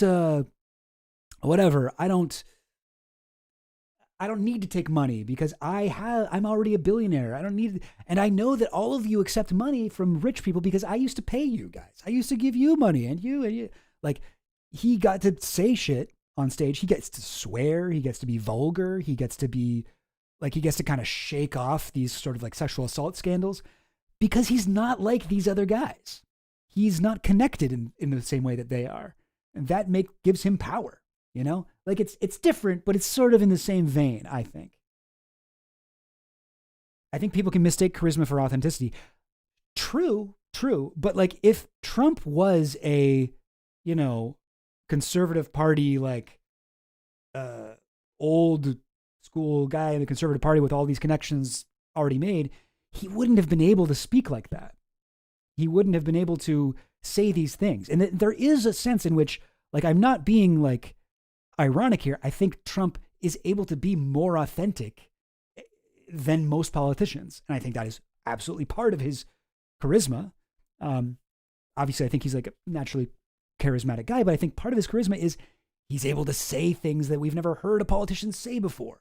He's able to alienate. He doesn't care if he's like, he says something that upsets like an entire country or an entire, like, do you think like any other politician would say, oh, I think Canada should be the 51st state. Oh, I think we might invade Greenland. Nobody else would say that. But Trump fucking shoots from the hip. He doesn't have this whole fucking, you know, situation where he's been able to do this. And I think Epstein experienced some of that same thing, right? Does that make sense? I feel like I might be, I might be a little bit out to lunch here, but yeah, I feel like this is kind of an astute observation from Epstein, wherever it came from. And actual honest brokers. That's the usefulness of disgrace. In these kinds of power networks. Totally, Finland. Most politicians would not admit to loving Broadway musicals. Yeah, especially not Republicans. The trust graph can actually be reinforced in times of scandal because it creates paradoxical incentives. If everyone is compromised, to go to someone extra compromised for counsel in your own weakness ensures they won't rat you out, which becomes more asymmetric information for the extra compromised person and more leverage for them to gatekeep and manipulate. This topology dovetails well with political theorist Emmanuel Wallerstein's idea of world systems theory. He said that we can't really understand the distribution of power and influence between nation states without positioning them within a larger system, which he called the world. Let's kind of like stop here for a second. There's a lot of books getting thrown around here that I haven't read. Okay, we got Emmanuel Wallerstein. You can tell just from the cover of this is going to be a dense text. This is going to take you a while to get through. It's like, oh God. Okay. All right. What does it mean? World Systems Analysis. Oh, God. Oh, that's the title? Oh, jeez. And who are these guys? It looks like some of them are some of them men and some of them women? Or some of them just have V-necks? Some of them have hips? Oh, boy. All right. Okay. Economy, and that's hyphenated. The topology of extractive capitalism isn't defined by an introduction. Yeah, I didn't even see that part. Yeah, no, this is it. This book is going to kick your ass. This book is going to kick your ass. Individual states exerting state power. It's defined by the relationships between states and what kind of connections they have. He categorized 3 types of powers: core powers, semi-peripheral, and peripheral powers. Okay, hang on. Let me take a minute and look at this. Core nations, or she said powers, but the world economy. Money flows between all of them, and cheap labor and natural resources flows between all of them. But okay, but I see. So money flows, let's say, left to right, and whereas cheap labor and natural resources flow right to left. So there's different nations. So I'm guessing, although wait, I'm a little bit confused. So core nations would be like the imperial core, right? The global north. High income, industrialized, control global markets, have skilled labor force, need labor and natural resources from periphery and semi-periphery countries, nations. Semi-periphery, middle income, industrializing, mostly capitalist, share characteristics of core and periphery countries. Okay. Periphery nations, low income, less skilled labor force, export labor and natural resources, need investment from other countries. Okay, that makes sense. Yeah. The one thing that I'm confused about here is money flows from core nations to periphery nations. I feel like the money gets extracted. But I suppose like we do pay for resources from other countries. It's just the people selling those resources tends to not live in the country that we're buying it from. It tends to also be from the core nations. But okay. Anyway, whatever. All of these Powers are characterized by methods of unequal exchange. Core powers extract resources, whether natural or labor, at artificially low value from peripheral powers, which absorb all the things no one wants in core powers, like ecological devastation and extreme poverty. And the semi-periphery buffers this by absorbing things like offshore tax havens and loosened regulation and acting as middlemen. Everyone is continually vying for core status, and core powers are always trying to maintain control and consolidate power for themselves to prevent being downgraded. This type of system is very similar to Epstein's, which is to say the global system of the ultra-wealthy, and why their relationships are often primarily about allegiance to power over any particular nation or identity group or system of belief, despite whatever their public... Oh, and this is a different thing. Oh, I see. So it's sort of the same kind of graph, right? But instead of nations, it's like different levels of power and how they leverage or gate control, going back to that other one by Ramos, 7 Cents, I think it was called. And this is information vulnerabilities, access seeking. And so core, meaning like one of the core nodes, semi-periphery, periphery, lacking information, viewed as expendable, limited to no leverage, dependent on others for resources and access. Core is like Epstein, semi-periphery is like, I don't know, Ehud Barak, Larry Summers. Periphery is, I don't know, Chomsky, maybe? Somebody like that? Their relationships are often primarily about allegiance to power over any particular nation or identity group or system of belief, despite whatever their public front might be. It's also why their relationships often feature exploitation and even violation. When everything is about power, who has it and how much, extraction and exploitation tend to come with the territory, as abhorrent as that is to those of us on the outside. It's also why the system self-selects for individuals who are more likely to act in concert with it versus move against it. In other words, if we wonder why there is a seemingly high degree of narcissism and sociopathy among the ultra-wealthy and those in positions of great power... Wait, I just want to see that again. Sociopathy among the ultra-wealthy and those in positions of... Yeah, why are all these guys psychos? Sam Altman, Elon Musk, Trump, MBS, Woody Allen. What if Woody Allen gets on here? Is Woody Allen literally elite? I mean, I guess he's very rich. Bill Clinton, Peter Thiel, Alex Karp. I think that there is you know, as close as you could get me to going like full like Pizzagate about this shit is like, I do think that you gotta be a certain type of person to go into politics and to try and like accrue power. You sort of have to be a bit of a psychopath in order to become, like, I want to become president or whatever. I want to be a CEO. Like, you have to be a very power-hungry person. And I think that the type of person who is that obsessed with power, like I would say people like Bill Clinton and Thiel certainly are, Trump probably. Elon Musk, I would say to an extent for sure.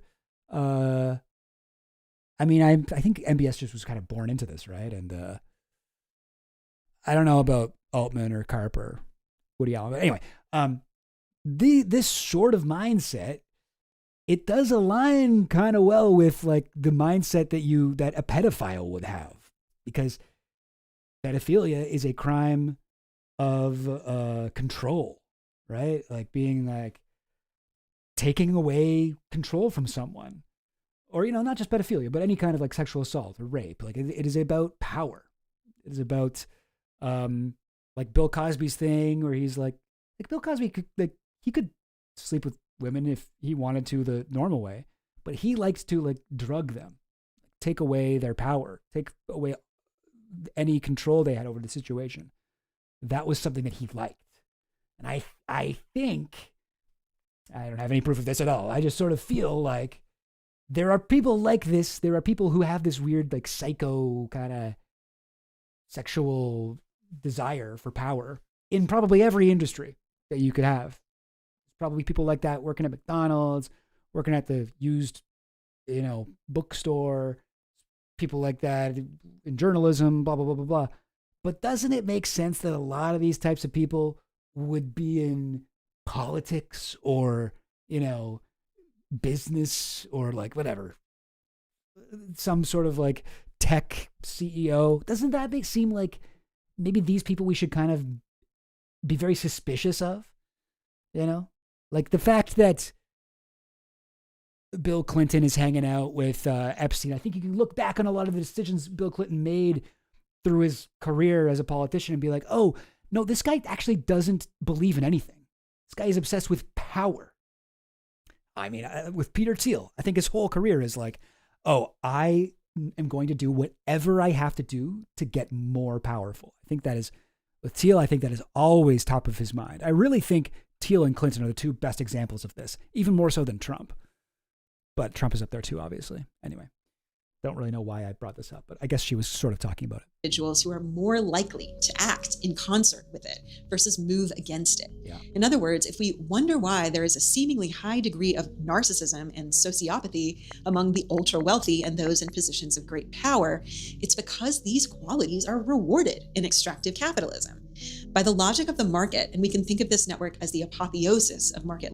Oh, I got this book, by the way, Finland Station. I'm going to read it. You've been recommending it to me for a while. It sounds interesting and very relevant to Epstein stuff.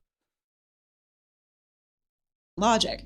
To have a conscience is quite literally unprofitable and inefficient. This is the...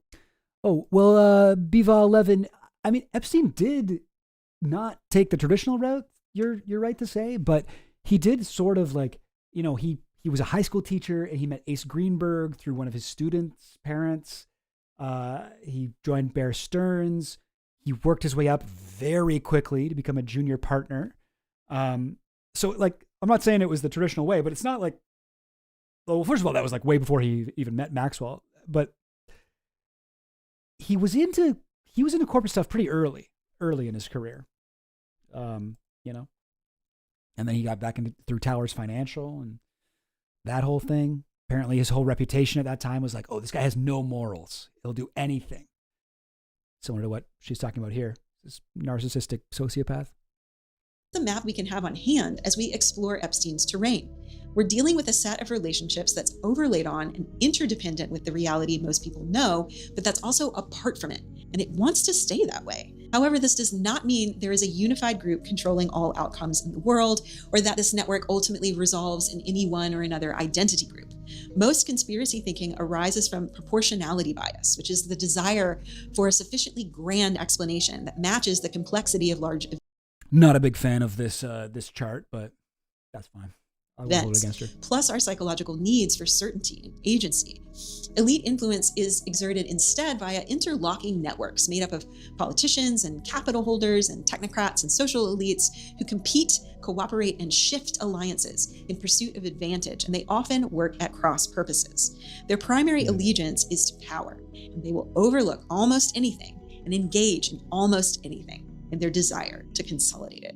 The double or triple or quadruple dealing, the long list of names involved despite seemingly contradictory public personas, the foreign state connections and sabotage and compromise gathering and complete lack of consideration for anyone deemed peripheral kind of comes with this territory, and we need to see it as such if we want to change it, but expect extreme resistance.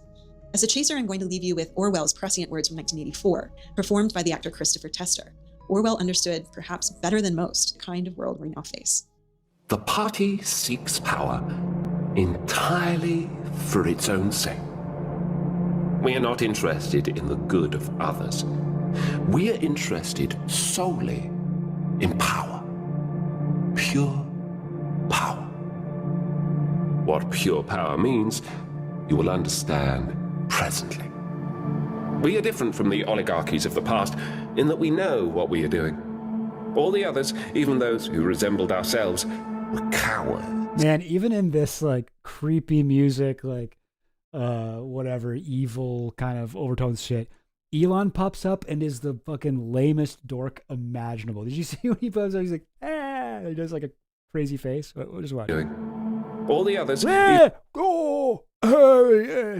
Elon Musk.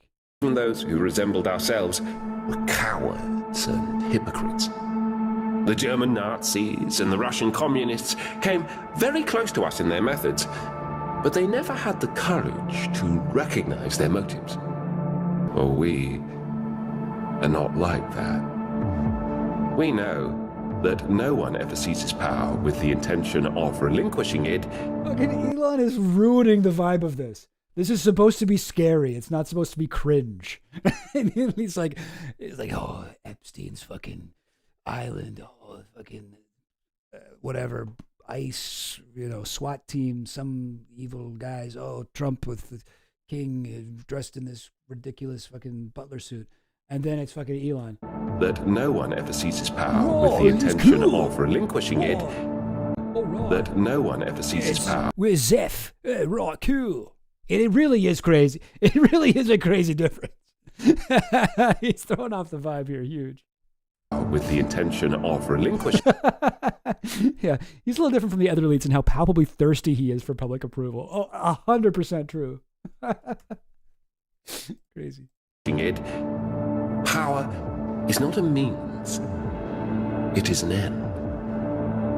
One does not establish a dictatorship in order to safeguard a revolution. One makes the revolution in order to establish the dictatorship. The object of persecution is persecution. The object of torture is torture. The object of power is power. Now, you begin to understand me. Whoa.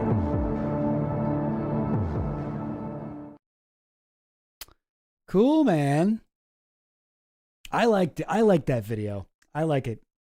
I thought it was cool, even if it looks like she's balancing a golden plate on her head the whole time, like she's Ra Harakti. This guy here. Yeah, good stuff. Yeah, I don't know. This might have been more something that I'm interested in rather than what the chat is interested in. But thanks for hanging in there, anyways, guys. I dig this sort of shit. Warscene book looks like a quick read, actually. Okay, about 100 pages on Library LibGen. Cool. Maybe I'll check it out. I mean, my one thing that I've read like this is Domhoff, so I should really expand my power network, elite power network study stuff. But yeah, I don't know. I thought this was a good video. Cy Cantarell, if you're at the spa one day and you'd also like to learn about Jeffrey Epstein's power network, give her a try. She makes good stuff from what I've seen anyway. I haven't seen a whole lot of her stuff, but it's sort of it seems cool. Yeah, I should watch more of this. She seems good. Decoding Systems of Power and Meaning. Media theorist / technologist. New Orleans. Fun stuff. I'm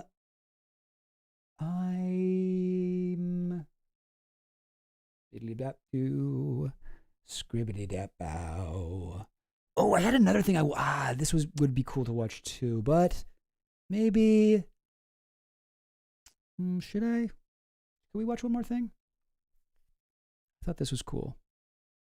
But it's like a half hour long. And I was fortunate enough.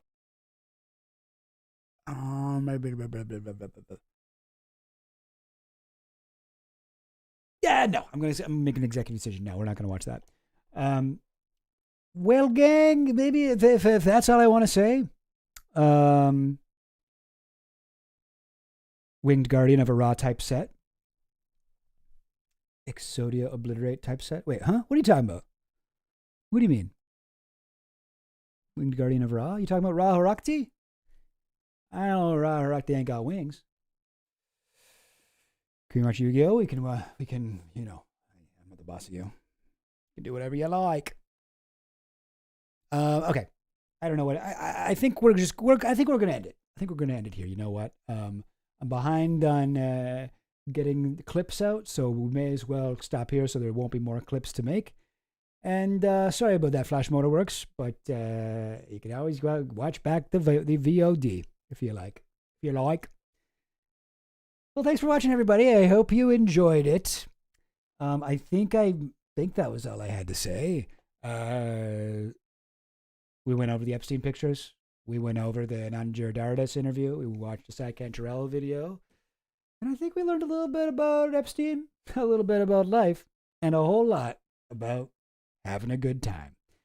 I got to figure out an easier way to sign off because I'm always struggling for the words. But yeah, thanks for hanging out. If you want to join the Discord, maybe I'll throw that link in the description one more time. One sec. Diddly diddly boo bat. Invite to server. Here you go, gang. And till next time, keep on gobbling in the free world.